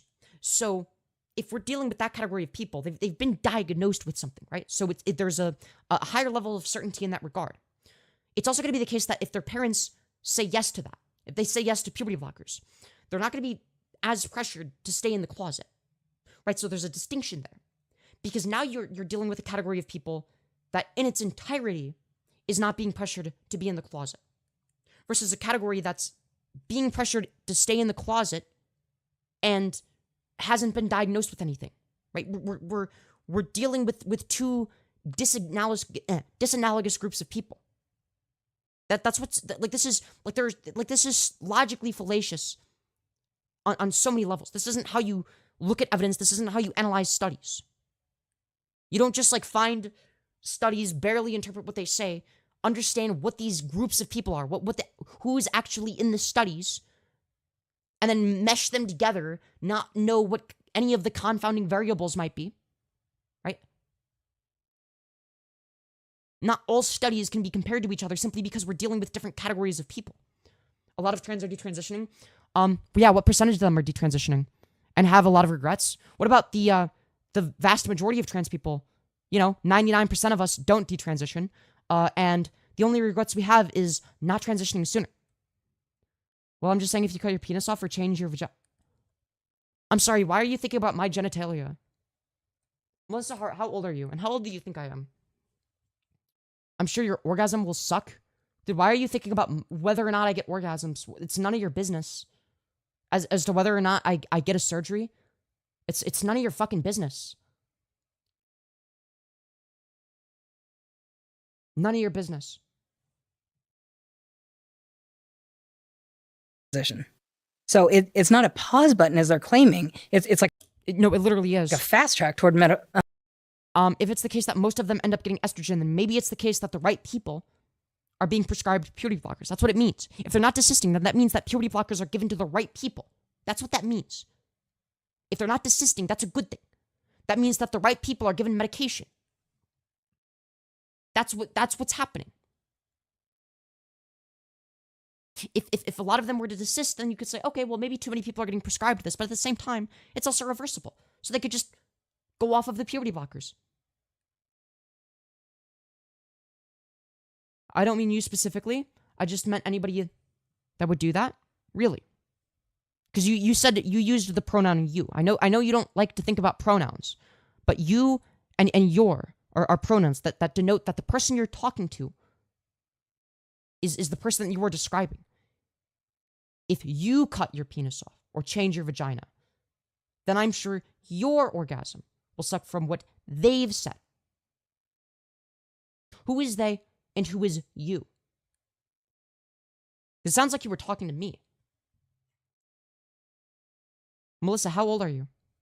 Well, I'm worried about it for my own son. Oh, you mean your daughter? You mean your daughter? Well, if you don't accept your daughter, she's probably not going to want to talk to you. There's a lot of YouTube videos on it. Oh, so you're talking about anecdotes. Well, when it comes to actually observing objective reality and truth, we don't go off of anecdotes. You can find an anecdote of anything. Doesn't make it true. On a wider scale, you can't extrapolate individual anecdotes onto an entire category of people. That's illogical. Like, this is just basic logic and reason, right? You just don't do that. That is antithetical to the scientific method, right? What you do is you look at science, you look at studies. What are the actual studies saying? Look at peer-reviewed studies and see what is actually being demonstrated. Look at the methodology. Critique the methodology. That's what you should do. Think critically about this stuff. Hell, I used to have the anti-trans position until I looked into it. I changed my position because I was proven wrong as a teenager. Okay? At one point, I was a fucking little snobby teenager. I was a little shit. I thought there are only two genders, and why would you bother transitioning? Right? Like, no, I was in denial about myself, but that was also separate.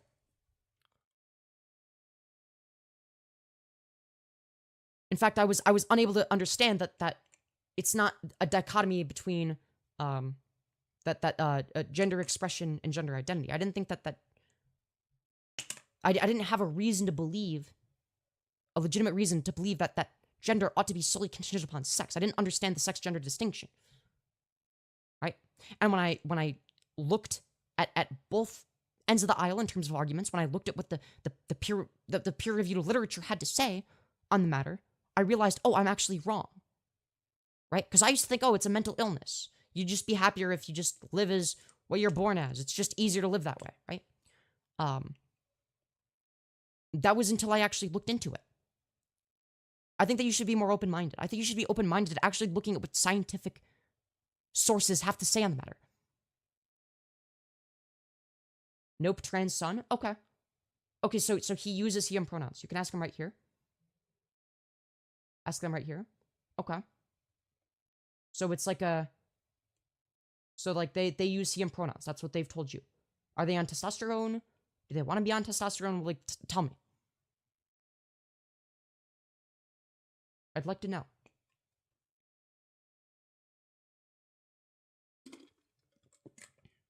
Because you are arguing against trans people, so I assume that you were misgendering your child. So, my apologies.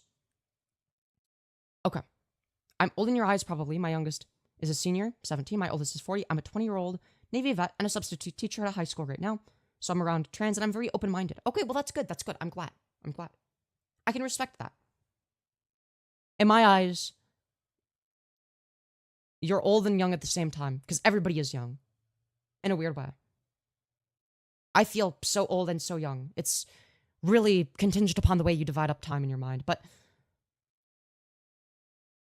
you obviously are not in a very sensitive about talking about your transition, so I won't ask. No, you're allowed to ask. I just thought it was a weird question. Oftentimes people will ask about genitalia of trans people to degrade them. So that's why I got concerned, because usually you don't go around asking people about their genitals. That's a very strange thing to ask. But if it's purely for the sake of intellectual curiosity, I can engage with you. Teachers do not encourage it, trust me, at least at my school, that kids insist on what they want to be called and their gender. Okay. But you respect them, right? Like you're respectful. You're not like whatever disrespecting our identity. No, you must use your biological pronouns or whatever. Right? Yeah. So anyway, do you still got the gawk? Yeah. That's the thing is when you ask a question like that, it's a red flag to me. Like I see a lot of bad faith actors ask me about my genitals so that they can try to use it to dehumanize me and shit because people are weird. But like if you're wondering, I haven't gotten the surgery. I don't intend on it. If that's what you're wondering, I am on estrogen. I've been on it for a little over a year now. I'm happier than I ever have been. I don't have too much, like I don't really have any dysphoria with my genitalia. It'd be cool if I had a vagina, but surgery is scary, it's risky. And based on the risk benefit analysis I've done thus far, I don't think it's worth it to get that surgery, right? I'm not really interested in it. I'd rather just have a dick at that point. But that's me personally, right? So when you guys talk about top and bottom, what are you talking about? I heard that a lot here. Okay, so you've been around for a while. Yeah, generally it's going to be the case that when we talk about that, we're aware of the fact that it's like an in-group thing, right? Generally, it's not going to be the case that like somebody that's operating in bad faith, trying to make some sort of anti-trans argument, is going to talk about whether or not they're a top or a bottom, right? That's not really their style of rhetoric, right? So that's not really a red flag. I'm just saying I worry about people hurting themselves with those surgeries and not enjoying. That's fair. You just have to keep in mind that when people get those surgeries, like they're doing a risk-benefit analysis and so is their doctor, right? Like kids aren't getting those surgeries. It's very, very, very rare. There are very few instances of minors getting surgeries. And the ones that do are almost adults, right? Under very specific conditions. Just keep that in mind. I want to make it clear that that's fine if you think maybe it's like not the best idea. But again, it's not your risk-benefit analysis to make. I'm a lab tech. I'm very scientific. Okay, well, I'm glad to hear that. You're actually operating in better faith than I thought. I thought you were going to act in bad faith. I thought you were going to be, oh God, this is some old conservative boomer. You're actually not as bad as I thought. So sorry if I sort of disregarded you at first. Most of the time when people use like rhetoric of like, oh, well, what is your genitalia like? It's like, usually I kind of assume they're operating in bad faith. But yep, he wants testo. He can do it when he's an adult. When he could afford it. I don't think my insurance supports it. Okay. He's on depot for blocking menstruation. Okay. I'm so glad. I am so sorry. I assumed an uncharitable position. I apologize for that. Legitimately. I have my surgery consultation on the 3rd. Well, congratulations, Stella. Congratulations. But I'm glad that you're supportive of him. I'm glad that you support him. Sorry for assuming you were bad faith. Normally, when people ask, what is your genitals like? It's like, okay. A bit weird of a question, but I think you asked it from a genuine place of curiosity. I think there was like a little bit of miscommunication, and I understand that. I have autism, so nope, not against trans. I don't wish it for people. Doesn't mean I have to love it. Okay, sure. As long as you're respectful to people, as long as you're not like against people having access to necessary medical care, I I think that that's completely fine. I just woke up from a 30-minute nap. I don't know what happened. Did I miss too much? No, don't worry about it. We're having a legitimately interesting discussion with like a teacher in chat. Somebody whose oldest kid is 40, from what she said. I think it's actually legitimately a good discussion. So you're a man, right? Nope. You do not have autism? What? Based on what? I literally had an aid until 3rd grade. Like, what? I was literally special needs. I had all sorts of sensory issues. Do you think I don't, what? You are a fucking man? Based on what? And if healthcare is in the child's own hands, why would they make the choice to feel worse? You can't make it make any sense. Well, not just that, but they're also not even the sole person making that choice in the first place, right? They have to really want it, and the doctor and the parents all have to consent to it. Like, again, it's not just like some kid being like, I want to transition, therefore I will go get some estrogen at the estrogen store. And it's like, oh, here's your estrogen, little Jimmy. Now, Samantha, I hope you enjoy. But yeah, what are the little mods disappear to? Maybe they're lurking, I don't know. I also have autism and I still have an aid. Yeah, exactly. No, you get it. You get it. I'm still here. Hell yeah. Ooh woo. Yeah, they're, imagine being a passing woman, totally not jealous. Oh, thank you. That's so sweet.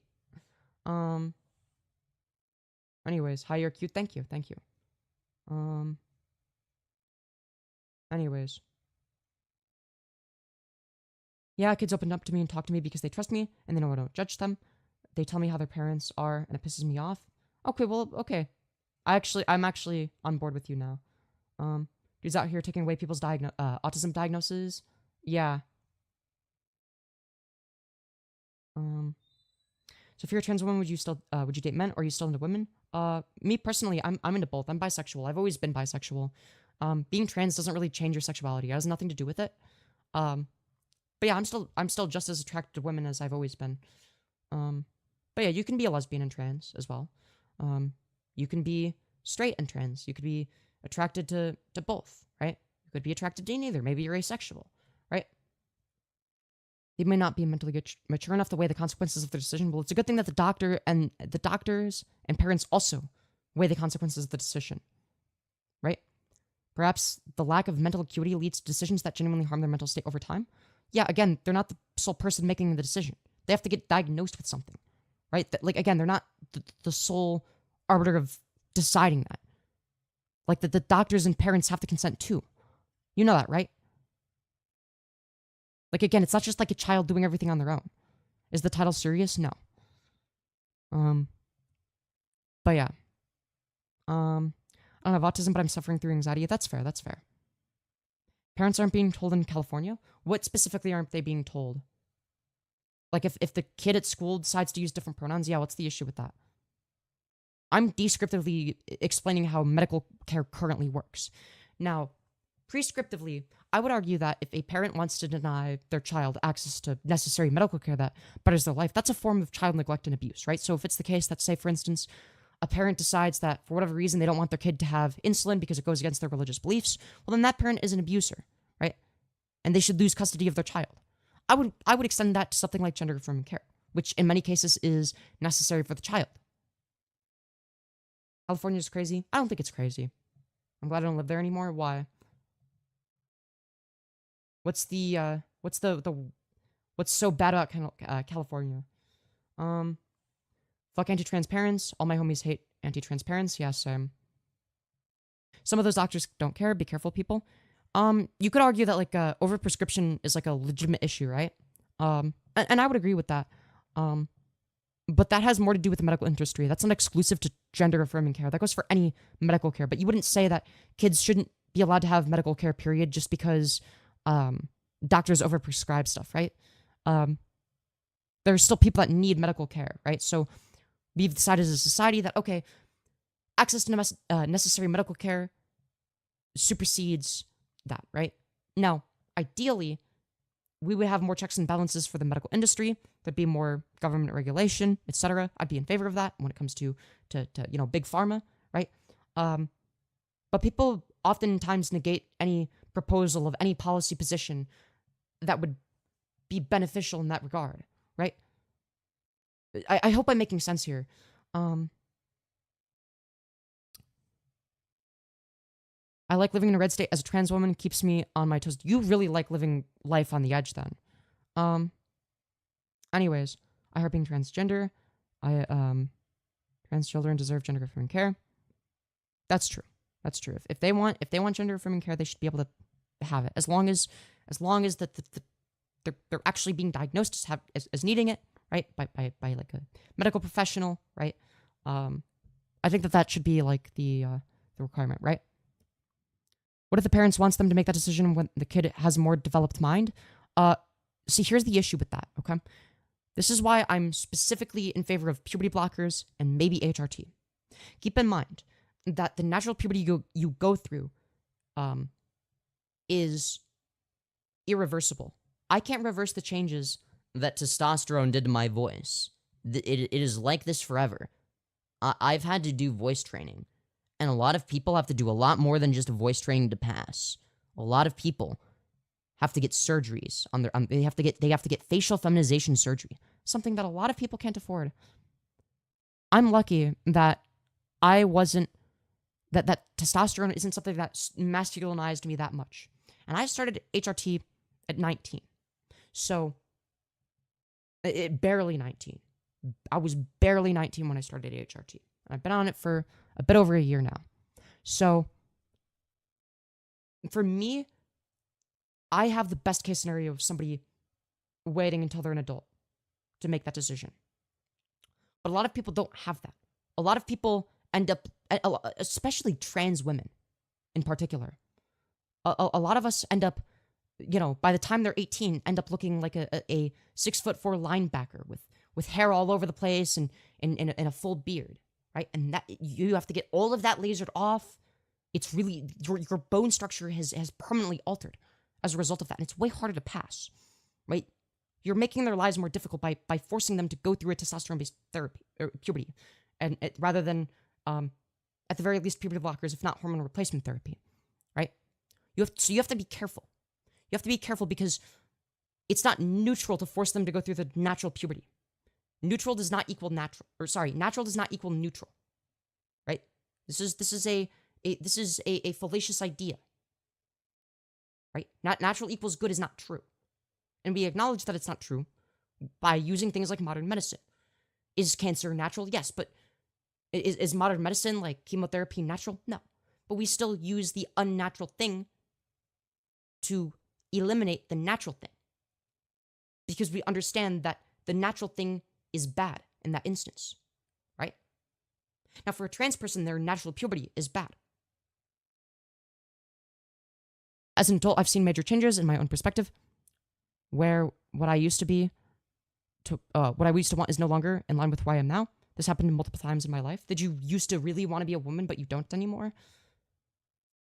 Did you hate the idea of masculinizing over time? That's important. That's important. Because there's a difference between, when I was a kid, I wanted to be an actor, but now I'm an electrician, right? That's a lot different from like, oh shit, like if I masculinize, like I'm gonna, like this is like bad. I hate the process of masculinizing. This is horrible. Like I wish I was a woman. That's a lot different. That's something that's more innate to you as like an individual. I got really lucky too. Well, that's good. Okay. But you do understand most transphobes don't actually care about trans kids and whether or not they are harmed by puberty or not. I understand that. But there are also some scientifically minded people. Does insurance cover this stuff? Like, what companies do you know? From what I understand, some insurance companies partially cover it. You do have to have good insurance for it to be covered. My insurance covers it partially, but I have to do copays. So I wish that it was covered more by insurance, but like if I had it my way, all of this stuff would be free, right? And we would have anyone that makes over 400 grand pay more taxes, and we go to stuff that actually benefits people. Like we ought to tax the wealthy elite more. We ought to tax corporations more. Workers ought to have more of a say in the workplace. These are all policy positions that I'm in favor of. But it's the right wing, it's the Republicans that are all against that.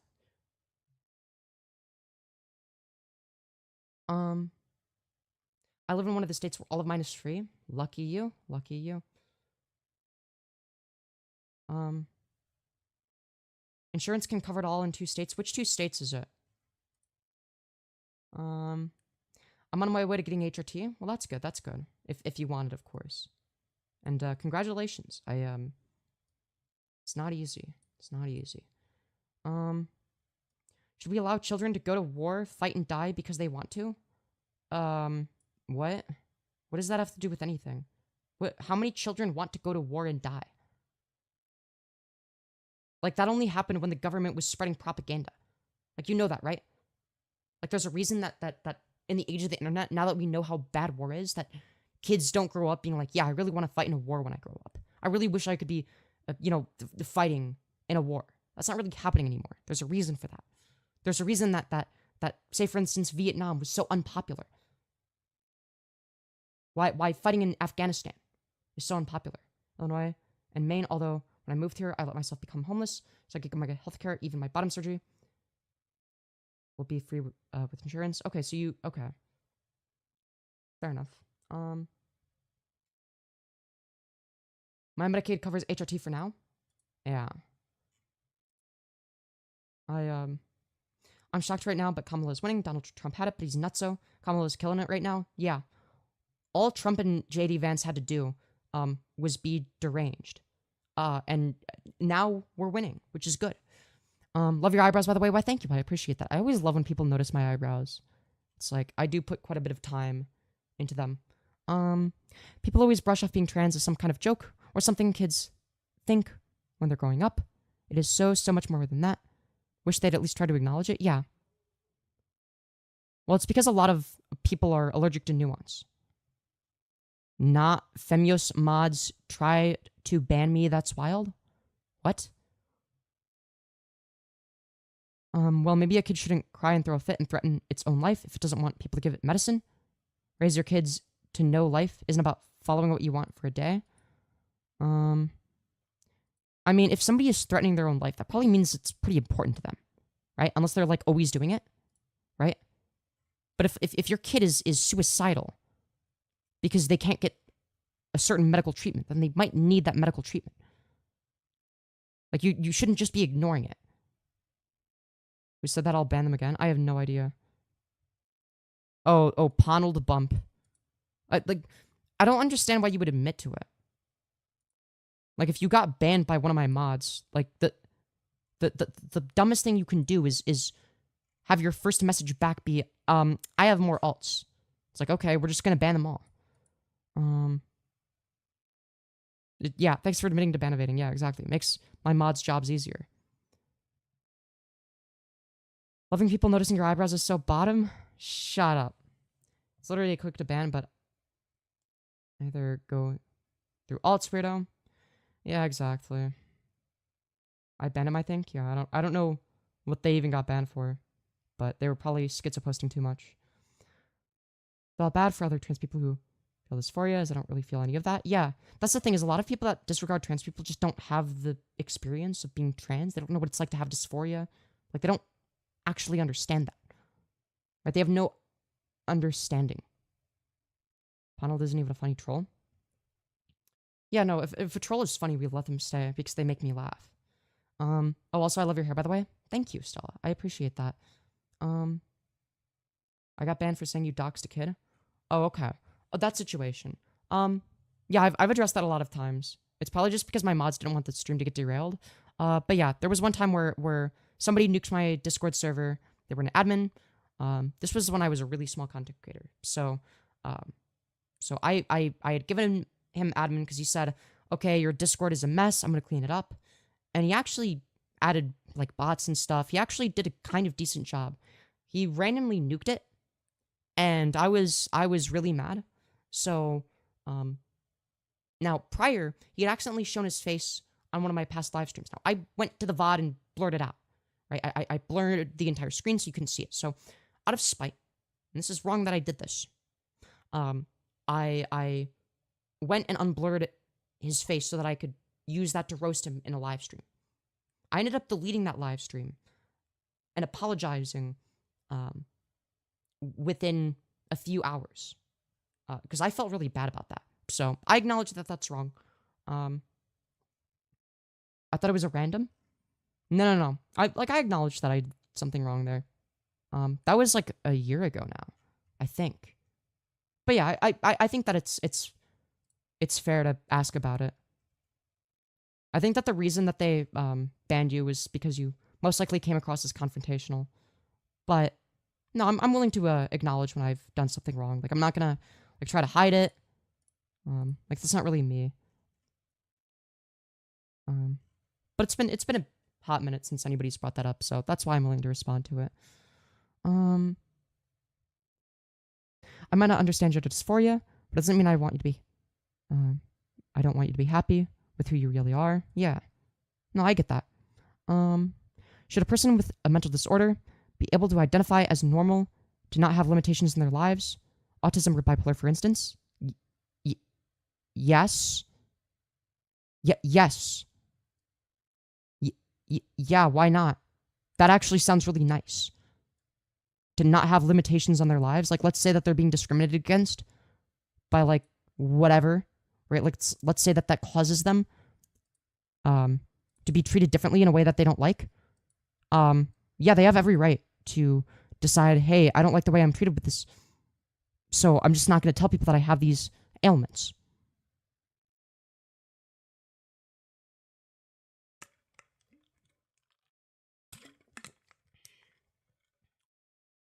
Do you really think you look like a woman? I think I just look androgynous. I think I look like I'm in either somewhere between a man and a woman. That's what I think. Absolutely does. Wait, what? Like, let's say that, like, I generally, I feel like it's different in real life. Like, generally in real life, I don't tell people I have autism. But online, because of how, what's a good way of putting it? Online, I'm known for having a more, I guess, like edgy sense of humor. I can go hard against people online if I want to. I can make edgy jokes, whatever, you name it, right? That's something I can do. In real life, I don't have as much leeway in that regard. And so it would make it easier for people to infantilize me on the basis of having autism. I don't have that issue on the internet. So on the internet, it's public knowledge. But generally, I don't like to tell most people, just because, like in a real life context, just because in real life it's a bit more. I don't know if stigmatized is the right word. I just want people to see me as like a person. Like I used to be treated as completely subhuman growing up, and it was because I was special needs. Like they did not see me or treat me as a person, and that shit fucking sucked. I don't want to say I have trauma because of it, but there's a decent chance that I do, because I feel like this awful, gut-wrenching feeling whenever I think about the way I used to be treated by the adults, the people that are supposed to care about me and look after me, not even seeing me as a human being. It's one of the worst things imaginable, right? You should become a femboy furry? I was a femboy for a while. You're a bit late for the femboy arc. Personally, I'm not like a furry. I am a cat girl, though. I wear cat ears sometimes. So anyway, Femi, what that mouth do, though? I mean, what? Oh my god. She does look like a woman. Thank you, Felix. Thank you. Sorry, Fem, that sounds horrible. Yeah, I mean, people often overlook ableism, right? Because, in terms of how things work in the context of a culture war, people oftentimes think about things that are used as rhetorical tools, such as trans people, right? usually ableism isn't really used as a rhetorical tool. And the reason for that is it's not popular to use in that way, right? If conservatives were to talk about disabled people the same way that they talk about trans people, that would make them a lot more unpopular than they already are. They're already unpopular. They've already gone too far with the trans stuff, the anti-abortion stuff, and they're paying the price for it, right? There's a reason Kamala Harris is destroying Trump in the polls right now. That's not a coincidence. And the reason that her campaign is doing so well is because of how much everybody hates Trump and the Republican Party. That's why. So it doesn't even take that much. Now, in terms of Biden, it was not viable for him to win just because of how fucking weak he looked. It's like he's not going to be able to serve another 4 years, right? So if you were voting for Biden when he was going to be in the race at the time, you're really voting for Kamala. And people didn't know shit about Kamala. So that wasn't a very good strat. So they changed their strat, finally. Better late than never. And now they're fucking killing it in the polls. They've gone way up in the polls. Doesn't even need to destroy Trump. He seems to be destroying himself. Yeah. Like, Trump looked really weak in the press conference. Trump is old. If he gets elected, he's going to be the oldest president in office in the history of our country. They need a new primary, though. I don't disagree with that. There are things they could improve about the primary, but I'm excited about Walz. Yeah, Tim Walz is so good. He is everything we need in a vice president. And if he ever runs for president, you better believe I'm going to be voting for him in the primaries. Or, sorry, after the primaries. Fuck, I can't speak properly. Jesus Christ. But yeah, it's most likely going to be the case that Kamala serves, 8 years. And then after that, Tim Walz is going to run in the primaries, having nothing but a good track record. I wish the ticket was reversed, to be honest. Yeah, same. Me too. Tim Walz is really good for us. He's really good for us. Like, optically speaking, he's on fucking fire, dude. Like, I've seen some of his speeches. There's literally nothing to critique from a rhetorical standpoint. Like I would have to be, thinking about it for a while and nitpick something. He's really fucking good. He is able to speak to the American people in a way that most people can't. Kamala Harris is generally pretty likable.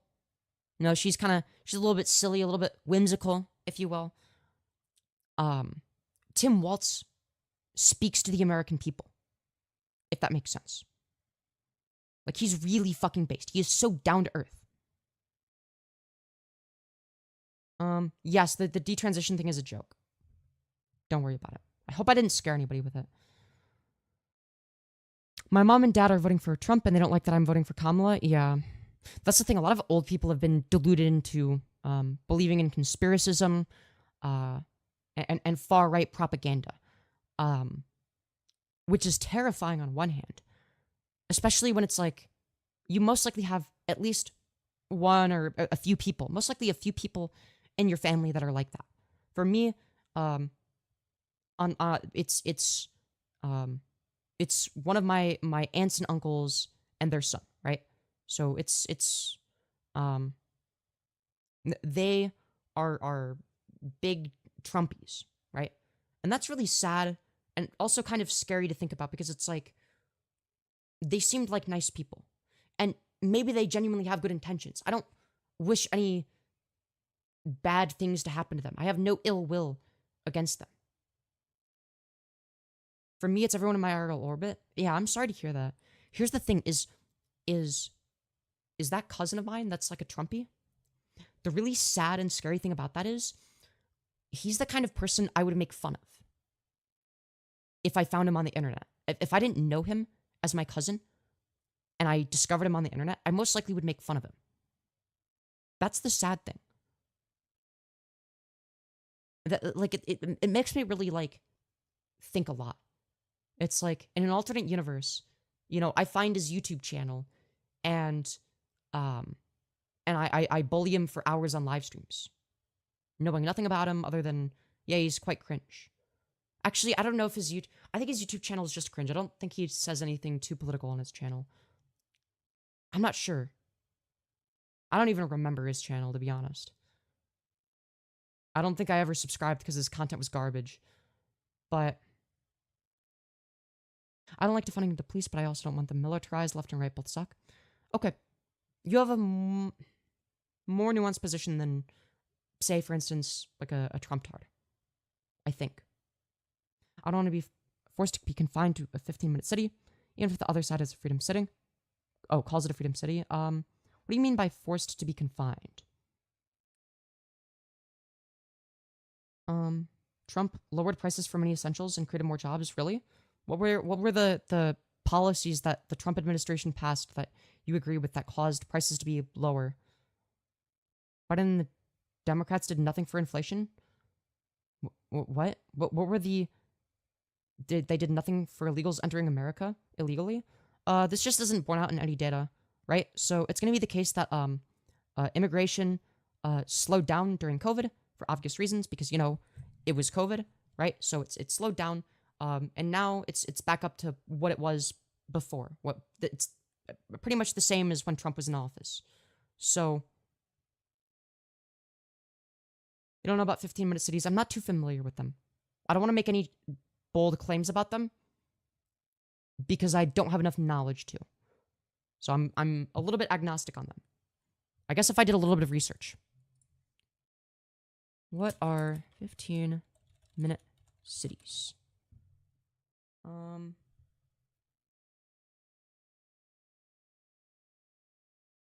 Okay.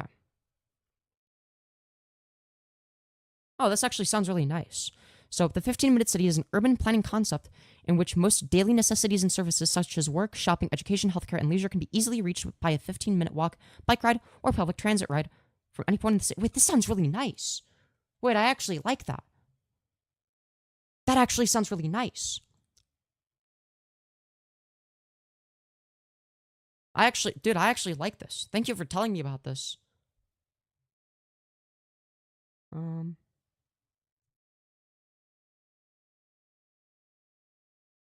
Apparently there's a conspiracy theory. The 15-minute city conspiracy theory. I don't know. Maybe that's what you're referring to? I don't know. Sounds dystopian? Why, though? Why is that dystopian? That sounds utopian, if anything. That actually sounds really nice. You will need permission to travel out of the zone. Well, then that's bullshit. You should be able to travel out of the zone. Right? Like, what if we had that, but you're allowed to leave it without permission?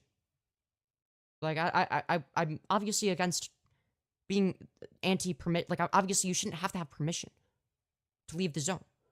But it sounds like that should be able to exist, and you can go in those zones, you can go out of the zones. That sounds nice. That actually sounds nice, as long as you're allowed to leave and join, right? You know what I mean? I don't know.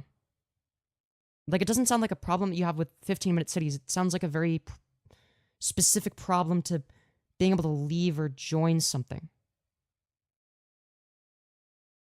Right? I don't know why you would need permission to leave or join a 15-minute city, though, on the basis of it being a 15-minute city. Right? But yeah. His problem is he's afraid of something he made up. Well, I don't know that yet. I'm not gonna judge. Trans but believes in Jesus. No, the title is satire. Anyways, I'm actually an agnostic atheist. I don't like cities in general. Well, that's fair. You don't have to live in one. It's also about not having gas-powered cars. They want people on bikes with minimal travel. Okay. Okay, well, if they make a nice city where you can go everywhere with your bike, that just increases exercise. It's better for the environment.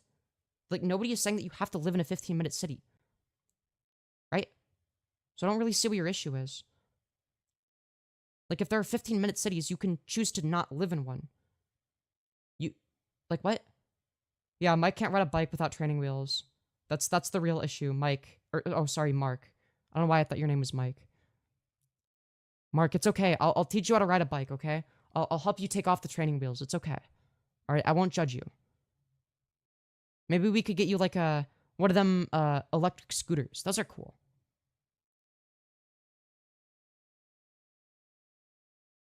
But yeah, 15-minute city sounds awesome. Right? What if your homies live in another zone? You have to get permission to go see them? Why would you need permission? You could just go to the other zone, right? Why wouldn't you? You could just exit it, right? Like, what would be stopping you from leaving? I'm so confused. What is fundamental to the concept of a 15-minute city? Like, you're describing a 15-minute city under authoritarian rule, which, yeah, that'd be bad, but that's an example of why authoritarian rule would be bad, not a 15-minute city. If there's 15-minute cities, you could just leave it. It's about limiting travel? What? You could just leave. Why would you need permission to leave it, though? On what basis? That doesn't make any logical sense. Yeah, just use a shockwave, bro. SMH my head. Mark, I don't see why that's fundamental to a 15-minute city. You could be in favor of it being like an optional thing you can choose to do. Like, you wouldn't be forced to live in it. You just be like, oh yeah, if you want to live in one of these, it's just convenient. You can travel outside of it. You can stay inside of it, right? Maybe there could be like one specific road for entering and exiting the city. I'd be in favor of that too, right? Maybe they make it so it's like, that's like the only time you're allowed to use that road. It's like, okay, I'm going to use the road so that I can leave the city or whatever, right? Not to drive to another part of the city. That's not what the city is for, right? I would actually love that because it would encourage social interaction, something that is very lacking. And yes, I contribute to the problem there by not going outside. Because of climate change, to travel long distance, you must have permission from the council. Are you trolling? What council are we talking? The council? The council. Are we? What fucking council? The Jedi Council? Like, what are we talking about here? The Chinese government? Like, what are you on about? Why would you need that? I don't understand. Based on what law? Council of Water Sheep? Oh my god, you remember that? Exploding TNT fan? Holy shit. Did I grow up watching Exploding TNT? Holy shit. That was an Exploding TNT meme, right? There was Pink Sheep, Purple Shep. No, Water Sheep was a PewDiePie meme. Never mind. That was Water Sheep. Sorry. I got that mixed up. I watched a lot of Minecraft YouTubers growing up. I conflated these different variables. Water Sheep was PewDiePie meme. Pink Sheep and Purple Shep were Exploding TNT memes.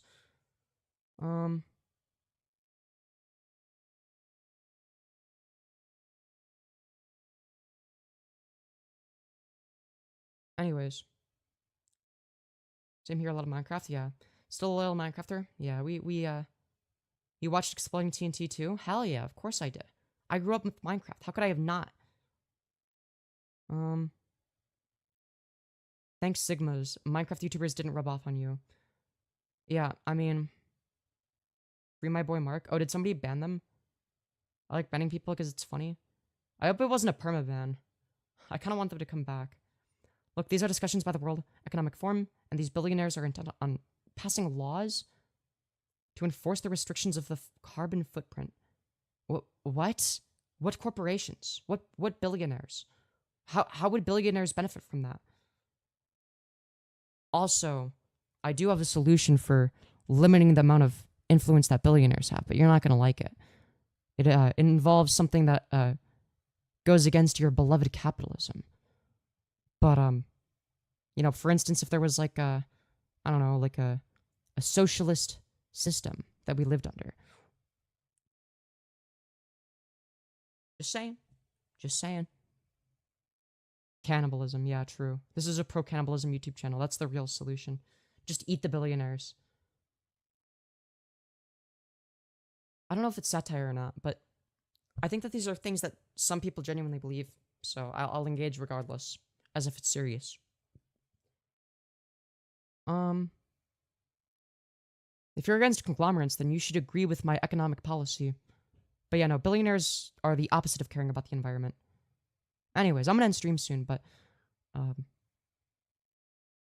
yeah, which corpo influenced you to transition? Yeah, for me it was Bayer Corp. They forced me to transition under gunpoint because of course they want My money to spend every month on HRT, true.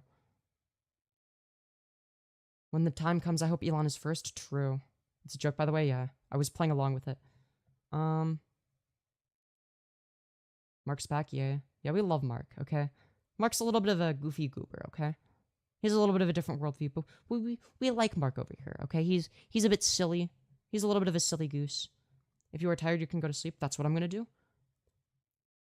Business tax and corporations and Wall Street business should be taxed extra. I think that any large business / corporation should be taxed way more. Mark is our little pet. Hey, don't get too kinky now. We need to make sure that Mark consents, that he's into it. He's in the special class, guys. Don't. You guys are being so brutal. You guys are being brutal to him.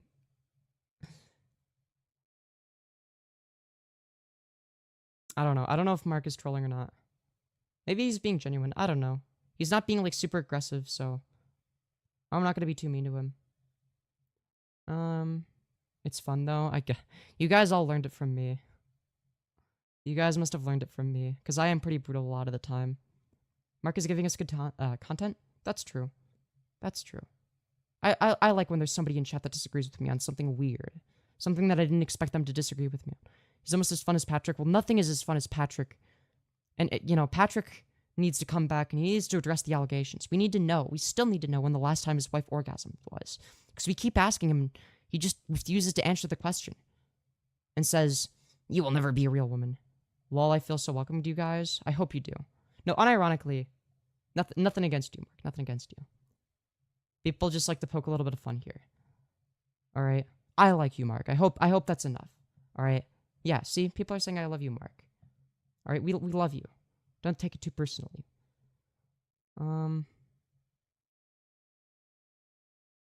Anyways. Clean my penis, you sexy goddess. How about you go wash your own foreskin? Thank you. Yeah, we love Mark. Femi told me to say I love you, Mark. Yeah, Mark, we don't want you to leave. We don't want you to leave. We want some different opinions here. You know what I mean? Even if they're kind of wacky. All right? We might disagree with you, but we love you. Yeah, you're our new best friend, okay? Friend of the channel, Mark. Imagine having the fourth skin couldn't be me. Dude, I'm actually foreskin maxing. Yeah, sometimes people are a little bit of silly gooses. Time to send Femi my PayPal? Hell yeah. I mean, I'm about to end stream, but yeah. The last time Patrick's wife orgasmed was last night when Tyrone banged her in front of him. That's true. That's true. I do need to ask a more specific question. To Patrick, like, when was the last time you made your wife orgasm? Because the answer is never. You will never be a real man, Femyoz. That's true. That's true. Yes, all praise Mark.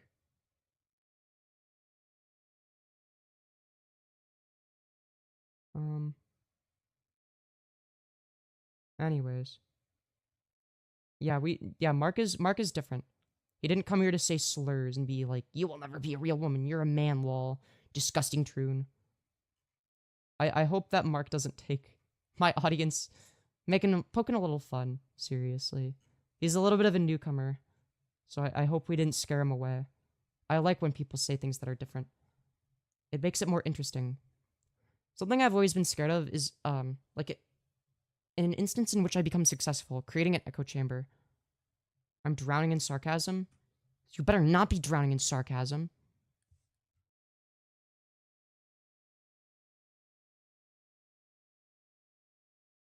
But yeah. No, Mark isn't that bad. We just disagree with him. It's okay to disagree. It's okay to disagree.